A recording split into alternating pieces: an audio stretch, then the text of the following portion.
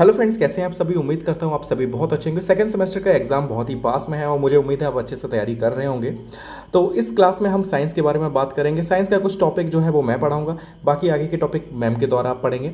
तो पहला जो टॉपिक था वो था पृथ्वी और आकाश। तो पहला जो टॉपिक है पृथ्वी और आकाश, इसमें पहला कहा गया है कि ब्रह्मांड की उत्पत्ति कैसे हुई। तो देखिए, ब्रह्मांड की उत्पत्ति कैसे हुई इसके लिए 3 थ्योरी दी गई हैं। पहली ऑटो स्मिथ, इन्होंने धूल परिकल्पना दी। फिर लाप्लास है, इन्होंने निहारिका परिकल्पना दी। फिर है जॉर्ज लैम्पटियर, इन्होंने बिग बैंग थ्योरी दी, यानी कि महाविस्फोट का सिद्धांत दिया। सबसे सही इन्हीं की मानी जाती है, तो इन्हीं के बारे में हम पढ़ेंगे, यानी कि बिग बैंग थ्योरी के बारे में हम जानेंगे। जॉर्ज लैंटियम जो कि बेल्जियम के रहने वाले थे, इन्होंने बिग बैंग सिद्धांत अर्थात महाविस्फोट का सिद्धांत दिया। इनके अनुसार लगभग 15 अरब वर्ष पहले सारे खगोलीय पिंड, यानी कि तारे, ग्रह, धूमकेतु एक सघन पिंड के रूप में थे। यानी कि जितने भी चीज़ें आपको आसमान में दिख रही हैं, ये सारी चिपकी हुई थी और एक पिंड था, यानी कि कुछ भी अलग नहीं था, सिर्फ एक पिंड था, एक सघन पिंड के रूप में थे। कालक्रम में इस सघन पिंड में महाविस्फोट हुआ तथा सघन पिंड अनेक पिंडों में दूर दूर छिटक गए, जिसे गैलेक्सी कहते हैं। यानी कि जो सघन पिंड था, जिसमें क्या था कि तारे जितने भी आपको आसमान में दिख रहे हैं ये चिपके हुए थे, ठीक है, जितने भी ग्रह दिख रहे हैं वो भी चिपके हुए थे, हर चीज़ एक साथ चिपकी हुई थी, यानी कि एक पिंड था।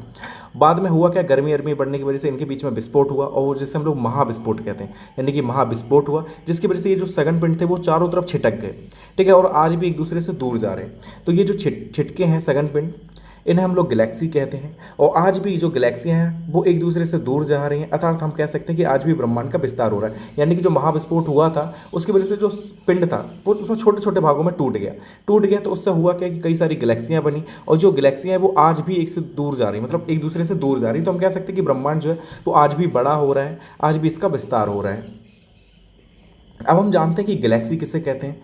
एक केंद्र के चारों तरफ चक्कर लगाते अरबों तारों के समूह को गैलेक्सी कहते हैं। अनुमानतः 100 अरब गैलेक्सी हैं, यानी कि एक केंद्र होगा जिसके चारों तरफ अरबों तारों का जो समूह होगा वो चक्कर लगा रहा होगा, उसको हम क्या कह देंगे, गैलेक्सी कह देंगे। और अनुमानतः हमारे जो ब्रह्मांड है इसमें 100 अरब गैलेक्सी हैं और एक गैलेक्सी में अनुमानतः 100 अरब तारे होते हैं। ठीक है, क्लियर है कि 100 अरब गैलेक्सियाँ हैं हमारे ब्रह्मांड में और एक गैलेक्सी में लगभग 100 अरब तारे होते हैं। और गैलेक्सी कहते किसे, तो एक केंद्र के चारों ओर चक्कर लगाते अरबों तारे के समूह को हम लोग गैलेक्सी कहते हैं। आकाशगंगा या मंदाकिनी या मिल्की वे, यानी कि आपको पता चल गया कि गैलेक्सी किसे कहते हैं। अब ऐसी एक गैलेक्सी में हम लोग रहते हैं जिसे हम लोग आकाशगंगा, मंदाकिनी या मिल्की वे कहते हैं। और इसका मुखिया कौन है, तो इसका मुखिया सूर्य है जो चारों तरफ चक्कर लगा रहे हैं तारे, इसके ग्रह जितने भी हैं। ठीक है, तो 100 अरब गैलेक्सियों में से एक आकाशगंगा है। हमारा सूर्य इसी गैलेक्सी में स्थित है, यानी कि हमारा सूर्य किस में आएगा, तो आकाशगंगा, मंदाकिनी या मिल्की वे जो गैलेक्सी है इसमें आता है। अब क्वेश्चन पूछ लिया जाता है कि हमारी जो आकाशगंगा है इसके सबसे नज़दीक कौन सी गैलेक्सी है। यानी कि आकाशगंगा का मतलब ही गैलेक्सी हो गया, मंदाकिनी का मतलब गैलेक्सी हो गया, ठीक है, मिल्की वे का मतलब गैलेक्सी होगा, ये हमारी गैलेक्सी है। और हमारी गैलेक्सी के पास में कौन सी सबसे नज़दीक गैलेक्सी है, उसे हम लोग एंड्रोमेडा कहते हैं। यानी कि हमारी गैलेक्सी के पास में स्थित जो गैलेक्सी है उसे हम लोग क्या कहेंगे, एंड्रोमेडा कहेंगे। फिर क्वेश्चन पूछा जाता है कि आकाशगंगा के सबसे चमकीले तारों के समूह को हम लोग क्या कहते हैं। तो हमारी गैलेक्सी में जो सबसे चमकीले तारों का जो समूह होता है उसे हम लोग ओरियन नेबुला कहते हैं। क्या कहते हैं, ओरियन नेबुला। सूर्य के बाद सबसे चमकीला तारा कौन सा होता है, तो सूर्य के बाद सबसे चमकीला तारा साइरस या डॉग स्टार कहलाता है। याद रखना एक नंबर में कि सूर्य के बाद सबसे चमकीला तारा साइरस या डॉग स्टार कहलाता है। देखिए ये टेट में भी आती हैं ये सारी चीज़ें, इसलिए अच्छे से पढ़ना है इन चीज़ों को। फिर है कि हमारी आकाशगंगा की आकृति कैसी है, पूछ लिया जाता है कि हमारी आकाशगंगा का आकार कैसा है। तो हमारी आकाशगंगा का जो आकार है वो सर्पिलाकार है। कैसा है, सर्पिलाकार। अब हम जान लेते हैं कि सौर मंडल यानी कि सोलर सिस्टम किससे कहते हैं। 2016 में ये क्वेश्चन पूछा गया, कई बार पूछा जा चुका है।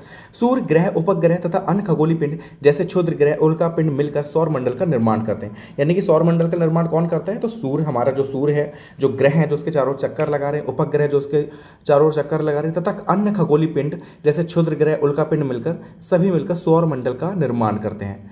अब क्वेश्चन है कि सौर मंडल, सूर्य जो है वो सौर मंडल का केंद्र है और पृथ्वी सूर्य के चारों ओर घूमती है। सर्वप्रथम ये किसने पता लगाया था, तो किसने ये चीज़ पता लगाई थी कि जो सौर मंडल है उसका केंद्र क्या है, सूर्य है। यानी कि सूर्य जो है वो हमारे सौर मंडल का केंद्र है और जो पृथ्वी होती है वो सूर्य के चारों ओर चक्कर लगाती है। पहले कई लोग कहते थे कि नहीं, सूर्य जो है वो पृथ्वी के चारों ओर चक्कर लगा रहा है, लेकिन सबसे पहले किसने पता लगाया था कि जो पृथ्वी है वो सूर्य के चारों ओर चक्कर लगाती। तो इसका पता लगाया था निकोलस कॉपरनिकस ने। किसने लगाया था, तो निकोलस कॉपरनिकस ने। अब सूर्य के बारे में जान लेते हैं। सूर्य एक तारा है और सौर मंडल का मुखिया है। याद रखना कि सूर्य क्या है, एक तारा है, ना कि ग्रह है। तारे में अपना ऊष्मा और प्रकाश होता है, इसलिए सूर्य क्या है, एक तारा है और ये सौर मंडल का मुखिया है। सूर्य के धरातल यानी कि फोटोस्फीयर का तापमान 6000 डिग्री सेल्सियस होता है। यानी कि सूर्य जो है उसका जो धरातल है उसका तापमान कितना होगा, तो 6000 डिग्री सेल्सियस, और उसके केंद्र का तापमान कितना होगा, तो 15 मिलियन डिग्री सेल्सियस होता है। यानी कि उसका जो केंद्र होगा उसके अंदर चलते चले जाएंगे आप, तो उसके केंद्र का तापमान 15 मिलियन डिग्री सेल्सियस होता है। तीसरा पॉइंट है कि सूर्य में ऊष्मा और ऊर्जा का मुख्य स्रोत नाभिकीय संलयन की क्रिया है। यानी कि सूर्य में ऊष्मा कैसे आती है, उसकी ऊर्जा का स्रोत क्या है, तो ऊष्मा और ऊर्जा का मुख्य स्रोत नाभिकीय संलयन की क्रिया है। यानी कि हाइड्रोजन का हीलियम में बदलना, यही है उसकी नाभिकीय संलयन की क्रिया, जो उसमें ऊष्मा और ऊर्जा का मुख्य स्रोत है। अब हम जान लेते हैं ग्रह किसे कहते हैं, प्लेनेट किसे कहते हैं। वे खगोलीय पिंड जिनकी अपनी ऊष्मा व ताप व प्रकाश नहीं होता ग्रह कहलाते हैं। यानी कि ऐसे खगोलीय पिंड जिनमें ना अपनी ऊष्मा होती है, ना ताप होता, ना प्रकाश होता है, वे ग्रह कहलाते हैं। हमारे सौर मंडल में 8 ग्रह हैं, पहले कितने थे, 9 ग्रह थे, अब 8 ग्रह हैं। नोट करने वाली चीज़ क्या है, सन 2006 में अंतर्राष्ट्रीय खगोलीय संघ ने यम को यानी कि प्लेटो को ग्रहों की श्रेणी से हटा दिया और इसे बौना ग्रह का दर्जा दिया गया। यानी कि पहले 9 ग्रह हुआ करते थे, लेकिन 2006 में एक ग्रह हटा दिया गया जिसे हम लोग प्लेटो के नाम से जानते हैं या यम के नाम से जानते हैं, और इसे बौना ग्रह का जो दर्जा था वो दे दिया गया था। अब दूरी के अनुसार ग्रहों का क्रम क्या है आपको पता ही होगा।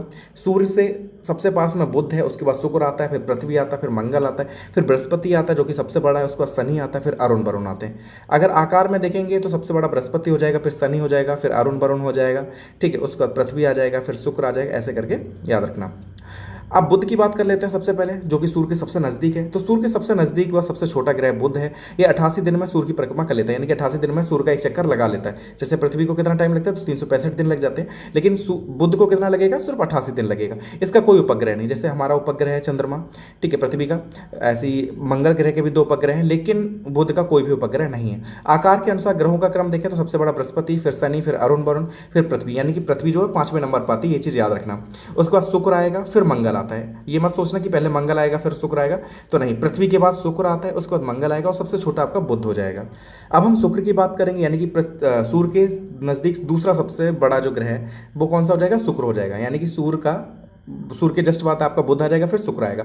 पृथ्वी का सबसे निकटतम ग्रह, अगर पृथ्वी से पूछा है कि पृथ्वी के सबसे पास में कौन सा ग्रह है, तो शुक्र है। पृथ्वी की बहन भी इसे कहा जाता है क्योंकि आकार इनका दोनों का सेम ही रहता है। सांझ और भोर का तारा भी इसे कहते हैं, ठीक है। शुक्र को अगर आप देखेंगे तो चमकता हुआ आपको आसमान में दिख जाएगा, या तो बिल्कुल सुबह के टाइम पे या बिल्कुल रात के टाइम पे, इसलिए सांझ और भोर का तारा भी इसे कहा जाता है। यह पूर्व से पश्चिम की ओर घूर्णन करता है, यानी कि शुक्र ग्रह जो है वो कैसे चक्कर लगाता है सूर्य के, तो पूर्व से पश्चिम की ओर चक्कर लगाता है। यानी कि ज़्यादातर जो होते हैं वो पश्चिम से पूर्व की तरफ लगाते हैं, लेकिन शुक्र जो है वो पूर्व से पश्चिम की ओर चक्कर लगाता है।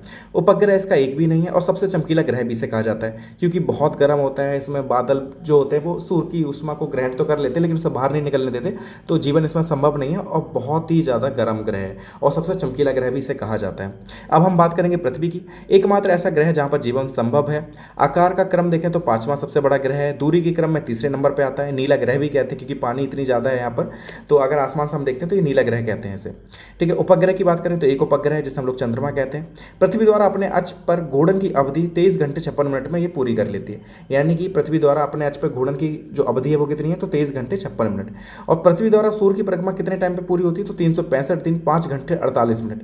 यानी कि जो पृथ्वी है वो सूर्य का एक चक्कर कितने टाइम पे लगाती है, तो 365 दिन 5 घंटे 48 मिनट में एक चक्कर लगा लेती है।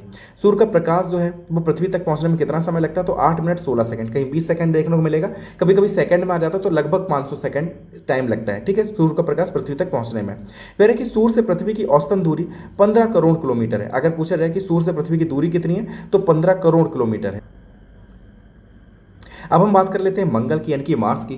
दूरी के क्रम में चौथा ग्रह है, इसे लाल ग्रह भी कहते हैं क्योंकि इसकी सतह पर आयरन ऑक्साइड मौजूद है, ठीक है। तो मंगल कैसा ग्रह हो जाता है, लाल ग्रह कहलाता है। चौथे नंबर पर यह आता है सूर्य से दूरी के क्रम में, और इसकी सतह पर आयरन ऑक्साइड मौजूद है, इसलिए इसे लोग लाल ग्रह भी कहते हैं। दूर से देखते हैं तो ये लाल दिखता है। इसके 2 उपग्रह हैं, पहला फोवोस और दूसरा डीमोस, ठीक है। और सबसे छोटा उपग्रह कौन सा है, तो डीमोस है, और ये सभी का सबसे छोटा उपग्रह हो जाएगा। यानी कि जितने भी ग्रह हैं सबसे छोटा उपग्रह किसका हो जाएगा, तो मंगल का हो जाएगा, जिसका नाम है डीमोस, और इसमें 2 उपग्रह हैं, फोवोस और डीमोस।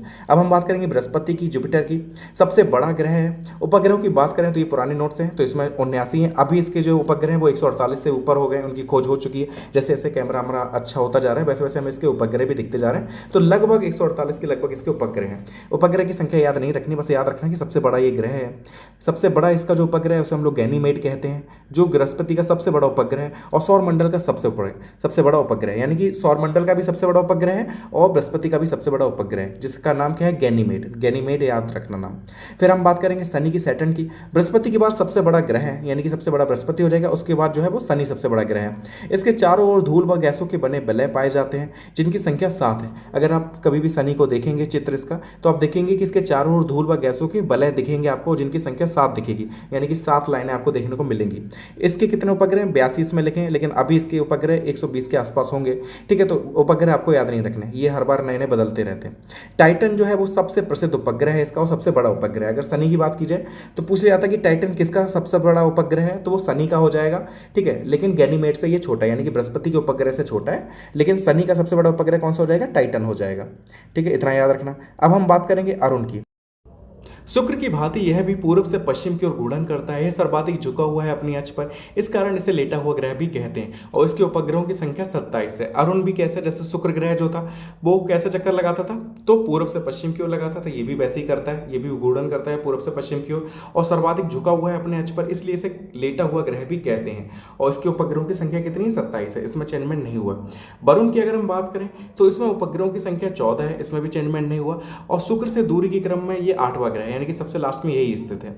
अब हम बात करेंगे उपग्रहों की। ग्रहों की बात हमने कर ली, 8 ग्रह थे। उपग्रह कौन होते हैं? तो बे आकाशीय पिंड जो ग्रहों के चारों ओर चक्कर लगाते हैं, उपग्रह कहलाते हैं। यह ग्रह के साथ साथ शुक्र सूर्य की भी परिक्रमा लगाते हैं, और इसमें अपना स्वयं का प्रकाश व ऊर्जा नहीं होता। अगर हम बात करें उपग्रहों की, इन्हें सैटेलाइट कहते हैं। और ये कैसे होते हैं? तो बे आकाशीय पिंड होते हैं जो ग्रहों के चारों ओर चक्कर लगाते हैं। और ग्रह किसके चारों ओर चक्कर लगाते हैं? तो ग्रह जो होते हैं वो सूर्य के चारों ओर चक्कर लगाते हैं। तो हम ये भी कह सकते हैं कि उपग्रह हैं वो एक तरीके से सूर्य के चारों ओर चक्कर लगाते हैं। तो उपग्रह बे आकाशीय पिंड है जो ग्रहों के चारों ओर चक्कर लगाते हैं, उपग्रह कहलाते हैं।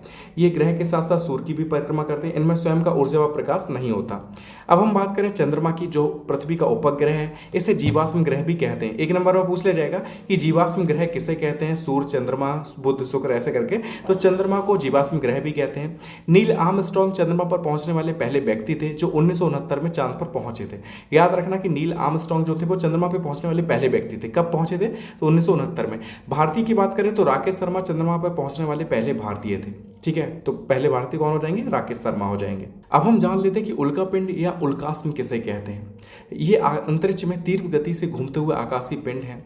ठीक है, तो उल्कापिंड और उल्कास्म क्या होते हैं? तो ये अंतरिक्ष में तीव्र गति से घूमते हुए आकाशीय पिंड होते हैं जो धूल व गैस से निर्मित होते हैं। किससे बने होते हैं? तो धूल और गैस से ये बने होते हैं। तो धूल व गैस से निर्मित ये पिंड जब वायुमंडल में प्रवेश करते हैं तो पृथ्वी के गुरुत्वाकर्षण के कारण तेजी से पृथ्वी की ओर आते हैं तथा वायुमंडलीय घर्षण से चमकते हुए दिखाई देते हैं। इन्हें टूटता तारा भी कहते हैं। यानी कि रात में आकाश में जो आपको टूटते तारे दिखते हैं तो वो क्या होते हैं? वो उल्कापिंड या उल्कास्म होते हैं। होता क्या है? ये धूल व गैस से ये बने होते हैं, लेकिन पृथ्वी का जो वायुमंडल है वो इन्हें तेजी से अपनी ओर खींचता है गुरुत्वाकर्षण के कारण।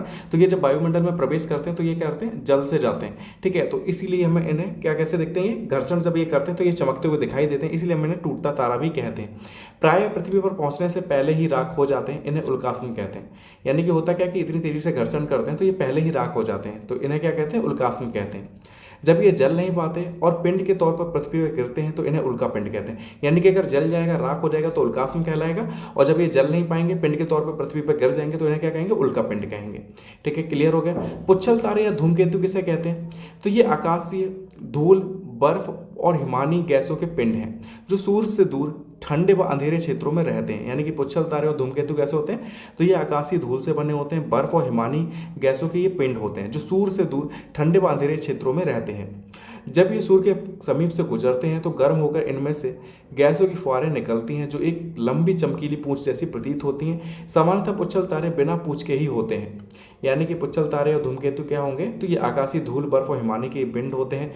जब ये सूर्य से दूर ठंडे इलाकों में ये रहते हैं, लेकिन जब ये सूर्य के पास में आते हैं, उनके पास से गुजरते हैं, तो इनमें से गैसों की फुहारें निकलती हैं जो कैसे लगती हैं कि एक पूंछ की तरीके से प्रतीत होती है कि चमकीली पूंछ निकल रही है। ठीक है, तो सामान्यतः जो पुच्छल तारे होते हैं वो बिना पूंछ के ही होते हैं। हेली पुच्छल तारे की अगर हम बात करें तो 76 वर्षों के अंतराल में ये देखा जाता है। इंपॉर्टेंट है, याद रखना कि हेली पुच्छल तारा जो होता है वो 76 वर्षों के अंतराल पर ही देखा जाता है। अब हम जान लेते हैं कि क्षुद्र ग्रह या अवांतर ग्रह क्या होते हैं। क्षुद्र ग्रह मंगल व बृहस्पति के मध्य क्षेत्र में पाए जाते हैं और इसी क्रम में रहकर ये सूर्य की परिक्रमा करते हैं। ये छोटे से लेकर बहुत बड़े भी होते हैं। सबसे पहले खोजा गया क्षुद्र ग्रह सेरेस, इसके बाद पलास, जूनो, वेस्टा आदि खोजे गए। यानी कि क्षुद्र ग्रह की बात करें तो एक बेल्ट है क्षुद्र ग्रहों की जो किसके बीच में पाई जाती है? तो मंगल और बृहस्पति के बीच में पाई जाती है। ये क्वेश्चन पूछा जाता है कि क्षुद्र ग्रह किन ग्रहों के बीच में पाए जाते हैं? तो मंगल और बृहस्पति ग्रहों के बीच में क्षुद्र ग्रह पाए जाते हैं। ठीक है, इनकी एक पूरी बेल्ट है जो पाई जाती है इनके बीच में, और इसी विक्रम में रहकर ये क्या करते हैं, सूर्य की परिक्रमा करते हैं। ये बहुत छोटे भी हो सकते हैं और बहुत बड़े भी हो सकते हैं। सबसे पहले कौन सा क्षुद्र ग्रह खोजा गया था, तो सेरेस उसका नाम था जो सबसे पहले खोजा गया। उसके बाद पलास, जूनो, वेस्टा, ये सारे खोजे गए। पृथ्वी पर जीवन की उत्पत्ति के बारे में हम जान लेते हैं, कैसे हुई, क्या हुई। तो पृथ्वी की उत्पत्ति के समय संभवतः अत्यधिक गर्मी, लचीली व आग के गोले जैसे होगी, यानी कि जब पृथ्वी का जन्म हुआ होगा, उत्पत्ति हुई होगी। तो ये जब आपको पता है कि बिग बैंग थ्योरी हमने पढ़ी, तो ये क्या हुआ, एक दूसरे से क्या हुआ था, विस्फोट हुआ था, और विस्फोट की वजह से ही ये सब एक दूसरे से अलग हो गए थे। तो वैसी पृथ्वी भी बनी होगी, लेकिन स्टार्टिंग में ये कैसी रही होगी, तो बहुत ज़्यादा गर्म रही होगी, आग के गोले की जैसे। धीरे धीरे करोड़ों वर्षों में इसके ठंडे होने पर इसकी जो ऊपरी परत थी वो ठोस बन गई, जैसे जैसे कि ठंडी हुई काफ़ी वर्षों बाद, तो इसकी जो ऊपरी परत थी वो ठंडी हो गई। इसी ठोस परत को पृथ्वी का धरातल कहते हैं। आज से 150 से 250 करोड़ वर्ष पूर्व पृथ्वी के धरातल के ठंडे होने से, वायुमंडल अनुकूलन बनने से, बाष्पीकरण, वर्षा आदि क्रिया से महासागरों का निर्माण हुआ होगा।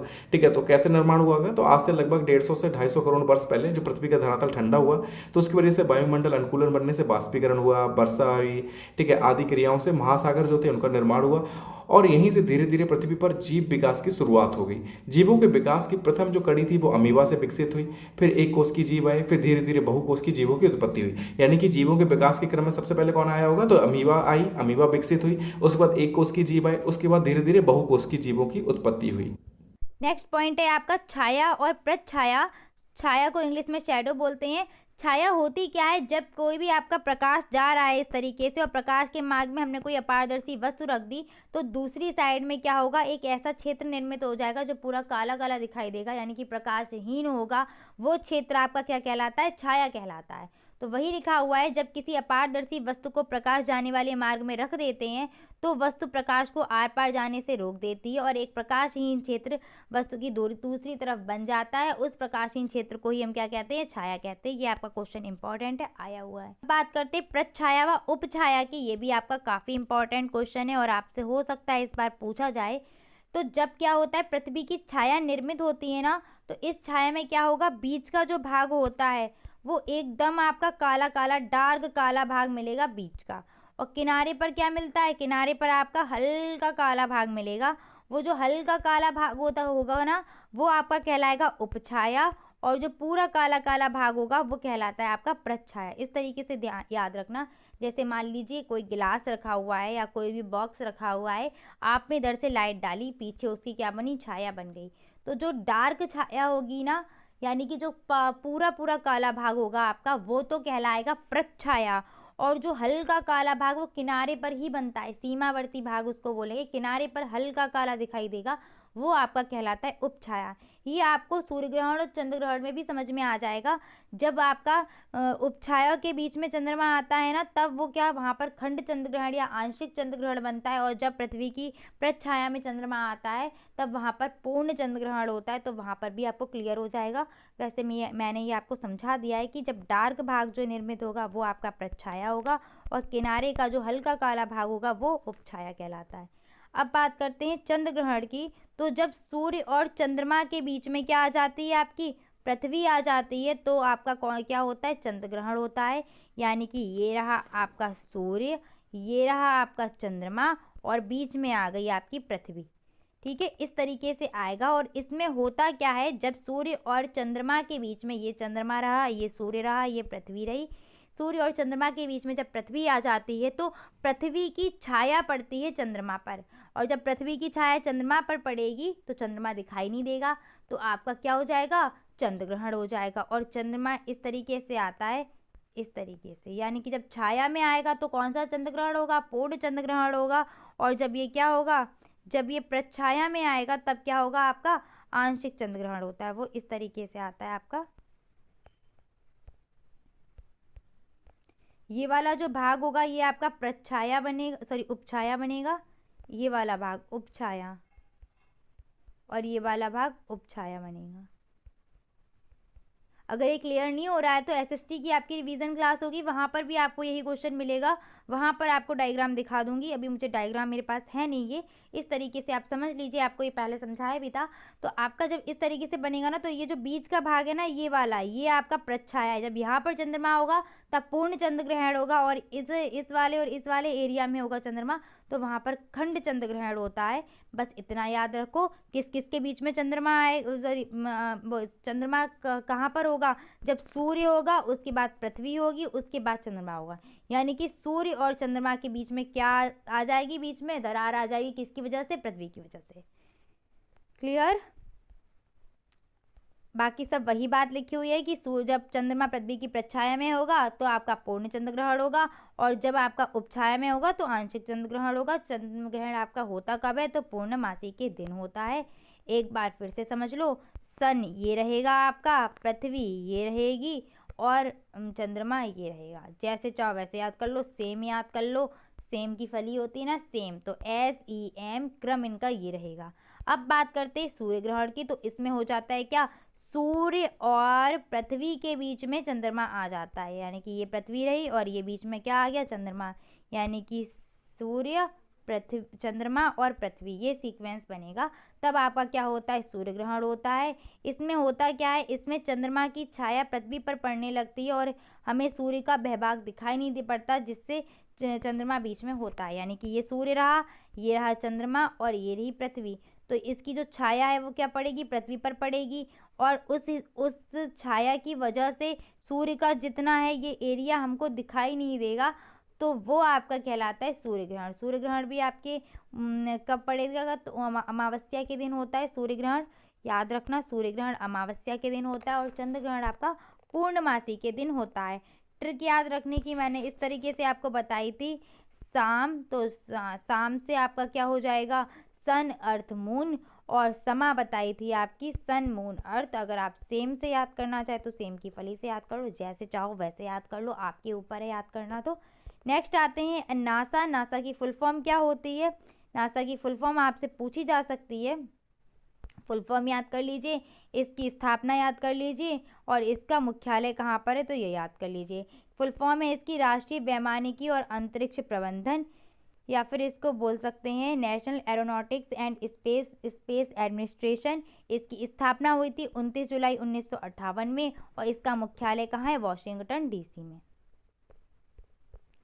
नेक्स्ट आ जाइए इसरो पर, कि इसरो की स्थापना कहाँ पर हुई है, या इसरो की फुल फॉर्म क्या है? तो इसरो की फुल फॉर्म है भारतीय अंतरिक्ष अनुसंधान संगठन, यानी कि इंडियन स्पेस रिसर्च ऑर्गेनाइजेशन। इसकी स्थापना हुई है 15 अगस्त 1969 में। इसका मुख्यालय कहाँ पर है? बंगलौर, कर्नाटक में।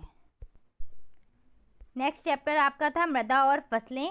तो सबसे पहला पॉइंट आपका मृदा ही है, यानी कि मिट्टी। तो पृथ्वी की ऊपरी सतह मृदा कहलाती है। मृदा का निर्माण कैसे होता है आपसे पूछ सकते हैं। तो मृदा का निर्माण लाखों वर्षों में चट्टानों के छोटे छोटे कणों में टूटने और उनमें सड़े गले पदार्थों के मिलने से हुआ है।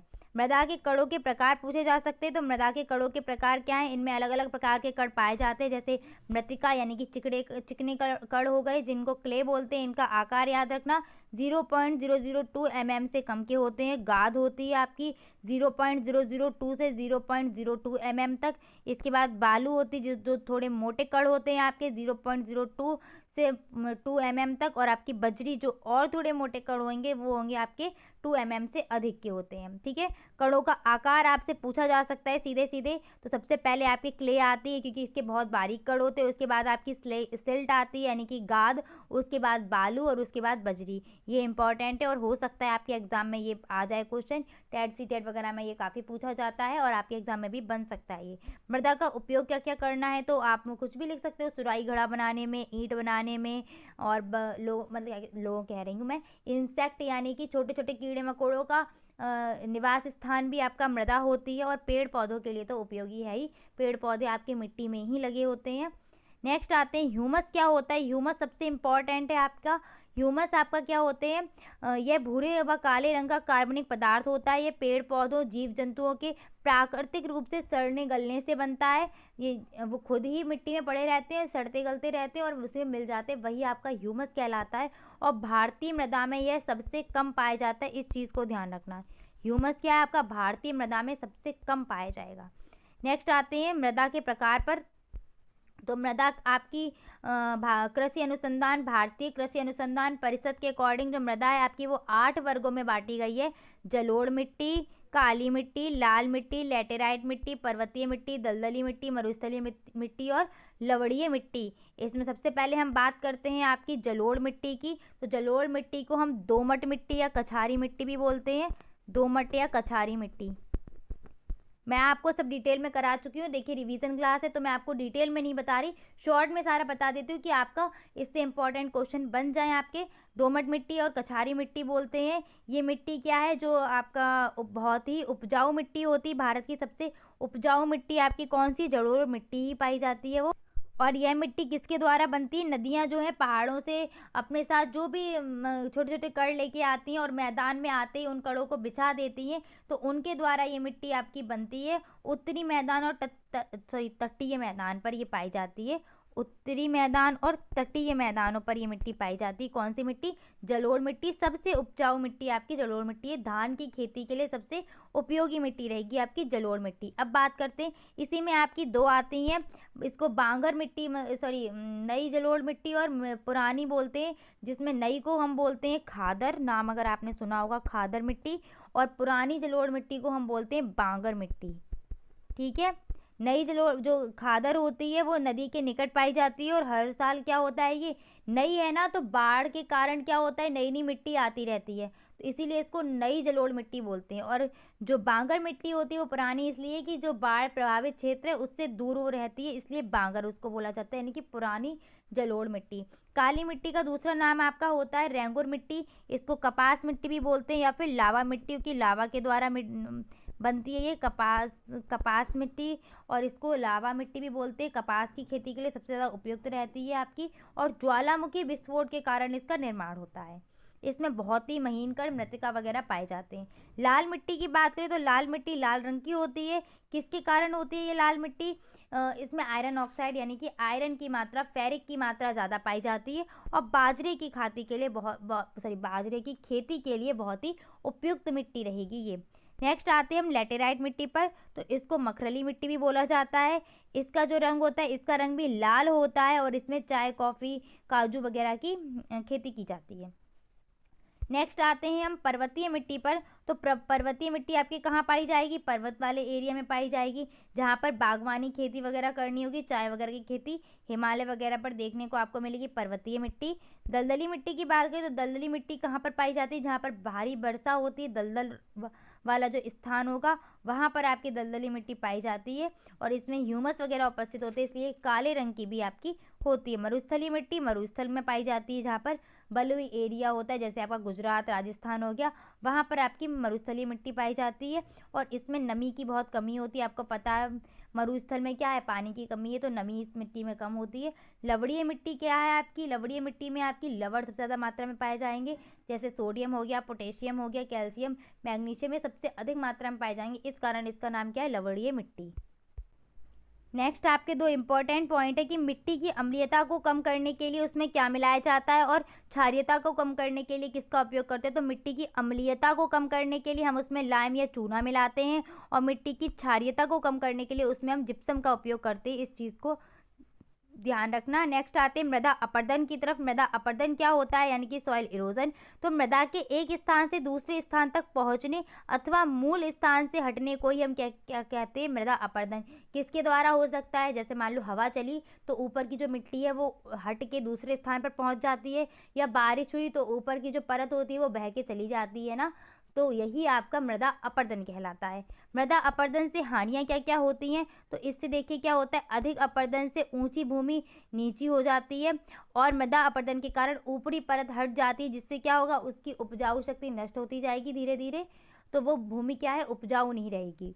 नेक्स्ट आते हैं मृदा अपरदन के कारण क्या क्या है, तो वनों की कमी होना, नदियों में बाढ़ आना या बाढ़ से कटाव वगैरह ये सब बोल सकते हो। वर्षा की अधिकता, वर्षा अगर अधिक होगी तो पानी ज़्यादा बहेगा और अपने साथ मिट्टी को लेकर जाएगा, तो वर्षा की अधिकता भी हो जाएगी। बहुत तेज़ी वाले तूफान, आंधी, ये सब, तो तीव्र हवाओं का चलना भी आपका मृदा अपरदन का एक कारण है। और खुदाई, सड़क निर्माण, इन सब से भी क्या हो रहा है, मृदा अपरदन हो रहा है आपका, यानी कि मिट्टी की जो ऊपरी परत है वो धीरे धीरे क्या है, नष्ट हो रही है, यानी कि उसको एक स्थान से दूसरे दूसरे स्थान तक हम पहुंचा रहे हैं, यही कहलाता है मृदा अपरदन।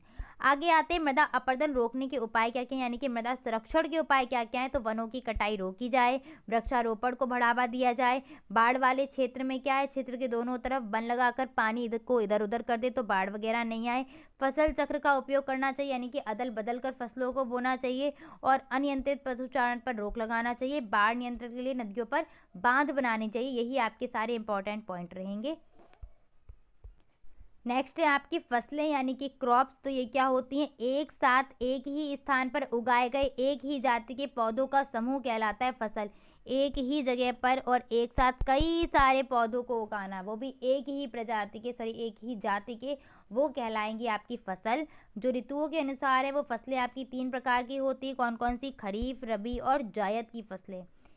खरीफ की फसल आपकी कब बोई जाती है, जून और जुलाई में बोई जाती है, और काटी कब जाएगी, जून और जुलाई में बोई जाएगी और काटी जाएगी लगभग आपके अक्टूबर की तरफ।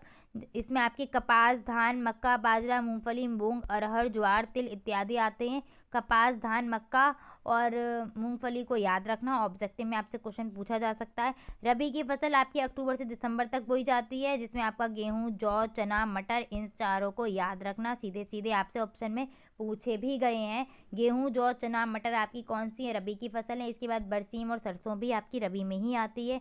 जायद की फसल जो आपकी होती है वो गर्मी के दिनों में बोई जाती है, जून तक चलती है। ये मतलब मार्च से जून के बीच में होता है, कुछ थोड़े ही टाइम के लिए आती है। इसमें आपकी खीरा आ जाएगा, ककड़ी आ जाएगा, तरबूज, खरबूज और लौकी इत्यादि आ जाती है। उपयोगिता के आधार पर, अगर आर्थिक महत्व के आधार पर इनका वर्णन करें तो पहले अन्न या धान की फसलें आती हैं, जिसमें आपका सारी धान वाली यानी कि गेहूं, जौ, चना, मक्का, ज्वार, बाजरा इत्यादि आ जाएंगी। इसके बाद तिलहनी फसलें आती हैं, यानी कि जिनसे क्या होगा, ऑयल सीड्स वाली तिलहनी, यानी कि सरसों, मूंगफली, अरंडी, तेल निकलता होगा ना, वो वाली फसलें। दलहनी फसलें आती हैं जो दालें वगैरह होंगी, अरहर, मूंग, उड़द, चना, मसूर, ये सब। रेशेदार में आपका जिनसे रेशे प्राप्त किए जाते हैं, जूट, कपास, सनई, पटसन इत्यादि फसलें आ जाएंगी। और मसाले वाली फसलें में आपकी कौन कौन सी, धनिया, अजवाइन, जीरा, सौंफ, हल्दी, काली मिर्च, तेजपत्ता, इलायची, मसाले वाली फसलों में आ जाएंगी। इसके बाद जो आपका इम्पॉर्टेंट रहेगा वो रहेगा नकदी फसलें, यानी कि जिनसे क्या है, पैसा मिलता हो, कैश क्रॉप्स। वो आपकी होती है गन्ना, रबड़, कपास, जूट, चाय, कॉफ़ी, तंबाकू। ये आपकी नकदी फसलें हैं। एग्जाम्पल लिखने को आ सकता है अति लघुत्तरीय प्रश्नों में। क्लियर। आगे बढ़ते हैं। फसल चक्रण क्या होता है, क्रॉप्स रोटेशन। तो फसल चक्रण का मतलब क्या है, किसी खेत में एक निश्चित समय में एक फसल के बाद दूसरी फसल बोने की प्रक्रिया को ही फसल चक्रण कहते हैं। जिससे क्या होता है, भूमि की उर्वरा शक्ति नष्ट नहीं होती है, अर्थात फसल को नियत समय बाद अदल बदल कर बोना, जिससे उर्वरा शक्ति नष्ट ना हो, यही कहलाता है फसल चक्रण। जैसे पहले गहरी जड़ों वाली फसलें बो दी तो उसके बाद उथली जड़ों वाली फसलें बो, कम पानी वाली बोई तो ज़्यादा पानी वाली बो, फलीदार फसल बोई तो फलहीन फसल बो। ठीक है, फिर वही अधिक पानी चाहने वाली फसल बो दी तो उसके बाद कम पानी चाहने वाली फसलों को बोना। नेक्स्ट आते कृषि की बात करें तो कृषि शब्द क्या है, एग्रीकल्चर, जो आपका लैटिन भाषा शब्द है। और इस ये बना हुआ लैटिन शब्द आपका जो है एग्रिक और कल्चरा से बना हुआ है, जिसका एग्रिक का मतलब होता है मृदा और कल्चरा का मतलब होता है कर्षण या जोतना। मतलब मृदा को उथल पुथल करना, यानी कि उसको ऊपर नीचे करना, यानी कि भूमि को जोतकर और बीज बोकर अनाज उत्पन्न करने की प्रक्रिया को ही कृषि या खेती कहा जाता है। नेक्स्ट पॉइंट है, उत्तम फसल उत्पादन करने के लिए आवश्यक तथ्य क्या हैं। तो सबसे पहले खेत को जोत करना, हल चलाकर खेत को जोत के मिट्टी को क्या है, फसल बोने के योग्य बनाना। बीज बोने से पूर्व खेत में खाद और पोषक तत्वों को मिला देना, समय समय पर सिंचाई करना, सूक्ष्म जीव और पशु पक्षियों से रोगों की सुरक्षा कर, रोग जो भी हों उन सबसे फसलों की सुरक्षा करना और वैज्ञानिक तरीकों को अपनाना। ये उचित या उत्तम फसल उत्पादन के आवश्यक तथ्य हो जाएंगे। अच्छे भंडार गृह की विशेषता क्या है, तो इसमें आप पॉइंट खुद ही लिख सकते हैं। हवा पानी से सुरक्षित हो, ताप व नमी में जो परिवर्तन हो रहा है उससे भी सुरक्षित रहना चाहिए। गर्म हवा को बाहर निकलने के लिए उचित व्यवस्था करनी चाहिए। पक्के बने होने चाहिए, और वहाँ पर क्या है, चूहे इत्यादि ना जाएं, इनके भी प्रवेश को रोकने के लिए जो भी हो वो उचित व्यवस्था करनी चाहिए। नेक्स्ट आते हैं जुताई पर। जुताई क्या होती है? तो भूमि को फसल बोने योग्य बनाने की क्रिया को जुताई कहते हैं। इसमें फसल को, मिट्टी को क्या कर देते हैं? भुरभुरा कर दिया जाता है और वायु के संपर्क में ले आते हैं। जो अंदर की मिट्टी होगी वो वायु के संपर्क में ले आई जाएगी। बुवाई क्या होती है? तो बीज को बोना कहते हैं बुवाई। बीज बोने की विधि क्या है? छिटकाव विधि हो गई, हाथ से बुवाई हो गई, नरई द्वारा, सीड ड्रिल द्वारा। तो ऐसे ये सब आप जानते ही होंगे। आप जो भी होंगे गाँव से जुड़े हुए बच्चे वो सभी जानते होंगे ये कौन सी विधियाँ हैं। मैं डिटेल में आपको ये करवा भी दी हैं। सिलेबस बहुत है इसलिए मुझे फटाफट कराना पड़ेगा। जो इंपॉर्टेंट चीज़ें सिर्फ वही करवा रही हूँ। सिंचाई क्या होती है? तो फसल को उचित जल देने की जो प्रक्रिया होती है जिसमें भरपूर पैदावार हो वो आपकी कहलाती है सिंचाई। कृत्रिम रूप से होती है आपकी, और ये प्राकृतिक रूप से तो जो हो रहा है वो हो ही रहा है, लेकिन ये जो होगी सिंचाई वो कृत्रिम रूप से करेंगे। उचित मतलब कितना पानी चाहिए उस हिसाब से पानी दें। ज़्यादा पानी भी फसलों के लिए हानिकारक हो जाएगा और कम पानी भी। तो उचित रूप में जितनी हो कि फसल की पैदावार अच्छी हो उसी हिसाब से सिंचाई करना। सिंचाई की विधियाँ आपकी कौन कौन सी? पहली होती है आपकी प्रवाह विधि यानी कि फ्लडिंग मेथड। ये इसमें क्या है? बाढ़ या आप्लावन विधि भी इसको बोलते हैं, ध्यान रखना। इस विधि में पूरे खेत में तब तक पानी दिया जाता है जब तक कि पूरे खेत में समान रूप से पानी ना फैल जाए। लाभ वगैरह हानियाँ मैं नहीं बता रही हूँ इनकी, सिर्फ विधि समझाऊंगी। बॉर्डर विधि क्या होती है? बॉर्डर विधि आपकी क्या है? खेत को पट्टियों में बांट देते हैं और इस पट्टी की लंबाई चौड़ाई भूमि की किस्म और उनकी फसल पर निर्भर करती है। उसके बाद इसमें पानी प्रवाहित कर दिया जाता है और इन पट्टियों के द्वारा जो पानी है वो पूरे खेतों में चला जाता है। नेक्स्ट है आपकी क्यारी विधि। तो इस क्यारी विधि में क्या करते हैं? खेतों को आयताकार क्यारियों या बरहों में बांट दिया जाता है और ये क्यारियाँ क्या है? भूमि की किस्म या उसकी प्रकृति पर निर्भर करती हैं और उसके बाद इनमें पानी दिया जाता है। आपको डायग्राम से क्लियर हो रहा होगा। ये देखिए ये क्यारियाँ बनी हुई हैं और इस तरीके से इनमें पानी चला जाएगा अंदर की तरफ। नेक्स्ट आते हैं बेसिन या थाला विधि। इसको द्रोणी या वलय विधि भी बोला जाता है। बाग या बगीचों के लिए उपयुक्त विधि है। इसमें करते क्या है? बीच में आपको जो डार्क कलर का दिख रहा होगा ना उसको बोलते हैं, वहाँ पर आपको पेड़ या पौधा कुछ भी हो वो लगाना पड़ता है। वैसे जब बाग बगीचे में लगेगी तो जो मोटे तने वाले आपके जो पेड़ होते हैं वो लगाए जाते हैं और उनके चारों तरफ क्या है? एक गड्ढा खोद दिया जाता है यानी कि थाला बना दिया जाता है और इस तरीके से पानी प्रवाहित करते तो उस थाले में पानी चला जाता है। आम पपीते की फसल इसमें की जाती है और इसको नाम इसका याद रखना, द्रोणी विधि। थाला बनाकर पानी दिया जाता है इसमें। नेक्स्ट है आपकी कूड़ विधि। यानी कूड़ विधि में आपका क्या करते हैं? खेत में कूड़ या मेड़ बना देते हैं और कूड़ में पानी भर दिया जाता है और फसल को मेड़ पर लगा दिया जाता है। इस तरीके से इसमें पानी दिया जाता है कूड़ विधि में, तो इसको ध्यान रखना। नेक्स्ट है आपकी छिड़काव या स्प्रिंग मेथड। इसमें बौछार के रूप में पानी दिया जाता है। लोहा रबड़ का पाइप जमीन पर बिछा देते हैं और उस पर नोजल लगा देते हैं। नोजल द्वारा छिड़काव होता है। देखिए इस तरीके से पाइप बिछा हुआ है और ऐसे एक ऊपर पाइप लगा के नोजल लगा देते हैं। फसल लगी हुई है और इस तरीके से पानी अपना बौछार के रूप में गिरता रहेगा। नेक्स्ट है आपका ड्रिप मेथड। तो इसमें क्या होता है? इस विधि में पानी को पौधों की जड़ों पर बूंद बूंद करके टपकाया जाता है। इस कार्य में पाइप या बल्ब तथा नलियाँ लगाई जाती हैं, मतलब कम पानी यूज़ किया जाता है आपकी कौन सी विधि में? ड्रिप विधि में। नेक्स्ट है आपका सिंचाई के स्रोत क्या क्या हैं। तो अपने भारत में सिंचाई के स्रोत कुएं, नलकूप, नदी, तालाब, झीलें, नहरें इत्यादि हैं। कृषि यंत्र की बात करें तो कृषि यंत्र आपके कुछ इंपॉर्टेंट कृषि यंत्र है। पहला आपका है पटेला। पटेला को ध्यान रखना। लकड़ी का समतल तख्ता बना हुआ होता है। इससे क्या करते हैं? मिट्टी भुरभुरी करने में इसका उपयोग किया जाता है और मिट्टी को समतल करने में यूज़ करते हैं। ठीक है, इतना याद रखना। पटेला किसका बना होता है? आपका लकड़ी का एक समतल होता है और इसका उपयोग खेत की मिट्टी को भुरभुरी करने में, भूमि को समतल करने में और छिटकाव विधि बीज को ढकने में। पहले भुरभुरा करने के बाद जब हम बीजों को डाल देंगे तो उन बीजों को ढकने के लिए भी इसका, जिससे भूमि समतल हो जाएगी, उसमें इसका यूज करते हैं पटेला का। बखर आपका क्या होता है? कुछ इस तरीके का दिखने में होता है। यह ऊंची नीची भूमि को बराबर करने में और मिट्टी को भुरभुरा करने में तथा घास को काटने में इसका यूज़ करते हैं बखर का। रेक क्या होती है? इस यंत्र से खेत की जुताई के समय निकली घास को एकत्रित किया जाता है। आपको कुछ दिख रही होगी इस तरीके से, इसमें नीचे नुकीले से दांत होते हैं कुछ, तो इससे घास को एकत्रित कर लेते हैं। मैस्टन हल आपका इम्पॉर्टेंट है जो आपका आया हुआ है। मैस्टन हल क्या है? एक उन्नतशील हल होता है। यह मिट्टी को पलटने के कार्य करता है। यह ऊपर की मिट्टी नीचे तथा नीचे की मिट्टी को ऊपर कर देता है। कुछ इस तरीके का आपका मैस्टन हल होता है, दिखाई दे रहा होगा आपको। चित्र तो खैर इनके बनवाने को नहीं आते, वो फिर भी देख लेना एक बार क्या जाता है देखने में। हैरो क्या है, पतले और लंबे आकार के नुकीले कांटेदार होता है। इसका प्रयोग पानी बरसने पर पपड़ी तोड़ने और भूमि को भुरभुरा करने तथा खरपतवार को निकालने में किया जाता है। इनका उपयोग क्या क्या है, इस चीज़ को ध्यान रखना कि इसका उपयोग क्या है। पानी जब बरस जाता है उसके बाद जो पपड़ी जम जाती है उसको तोड़ने के लिए, भूमि को भुरभुरा करने में और खरपतवार को निकालने में इसका उपयोग करते हैं। नेक्स्ट आता है आपका डिबलर। तो डिबलर का उपयोग कब करते हैं, डिबलर का उपयोग आपकी रबी की फसल के बीजों को बोने के लिए करते हैं। इसमें क्या होता है, इस तरीके से आपको हत्था दिख रहा होगा और नीचे आपको ये दिख रहे होंगे नुकीले नुकीले। जब इनको मिट्टी में लगाएंगे तो वहाँ पर क्या है, आपके छेद बन जाते हैं और उन छेदों में हम बीजों को डाल देते हैं। तो ये यूज़ होता है आपका डिबलर का। नेक्स्ट आते हैं कल्टीवेटर। यह हैरो की तरह आपका एक यंत्र होता है। इसके कांटे लंबे होते हैं जो सिरों पर झुके रहते हैं। इसका प्रयोग मिट्टी को भुरभुरा करने में और खाद वगैरह को अच्छी तरीके से मिलाने में किया जाता है। किसका, कल्टीवेटर का। अब नेक्स्ट आते हैं कीटनाशक का पर्यावरण पर क्या प्रभाव पड़ रहा है। कीटनाशकों को हम बोलते हैं पेस्टिसाइड्स। कीटनाशक क्या होते हैं, एक रासायनिक या जैविक पदार्थ होते का ऐसा मिश्रण होता है जो कीड़े मकोड़ों से होने वाले दुष्प्रभाव को कम करने और उन्हें मारने व फसल को बचाने के लिए प्रयोग में लाया जाता है। फसल पर जो भी कीड़े मकोड़े लग रहे हैं, उनसे फसल को कोई नुकसान हो रहा है, तो फसल को बचाने के लिए, उसको सुरक्षित करने के लिए किसका प्रयोग करते हैं, कीटनाशकों का प्रयोग करते हैं हम। कीटनाशक पदार्थ आपका DDT हो जाएगा, BHS हो जाएगा, मैलाथीन हो जाएगा। 3 के नाम याद कर लीजिए। नेक्स्ट आते कीटनाशकों का पर्यावरण पर क्या प्रभाव पड़ रहा है, जन सामान्य पर क्या प्रभाव पड़ रहा है। तो इसको आप आराम से लिख लेंगे। मृदा प्रदूषण भी होती है इससे। मृदा प्रदूषण होगी तो सीधे सीधे पानी बहकर जल में मिलेगा, जल प्रदूषण भी होना ही होना है। छिड़काव करने से किसान मजदूर इनको भी तो कुछ ना कुछ प्रॉब्लम होगी। जो कीटनाशक पदार्थों को डाल रहे हैं खेतों में, उनको भी कुछ हानियाँ होंगी, उनको कुछ बीमारियाँ हो सकती हैं, जैसे कैंसर हो गया, दमा, ट्यूमर, अर्थराइट्स, ये सब बीमारियाँ हो सकती हैं। और कीटों मधुमक्खियों आदि के लिए भी इनसे खतरा उत्पन्न होगा।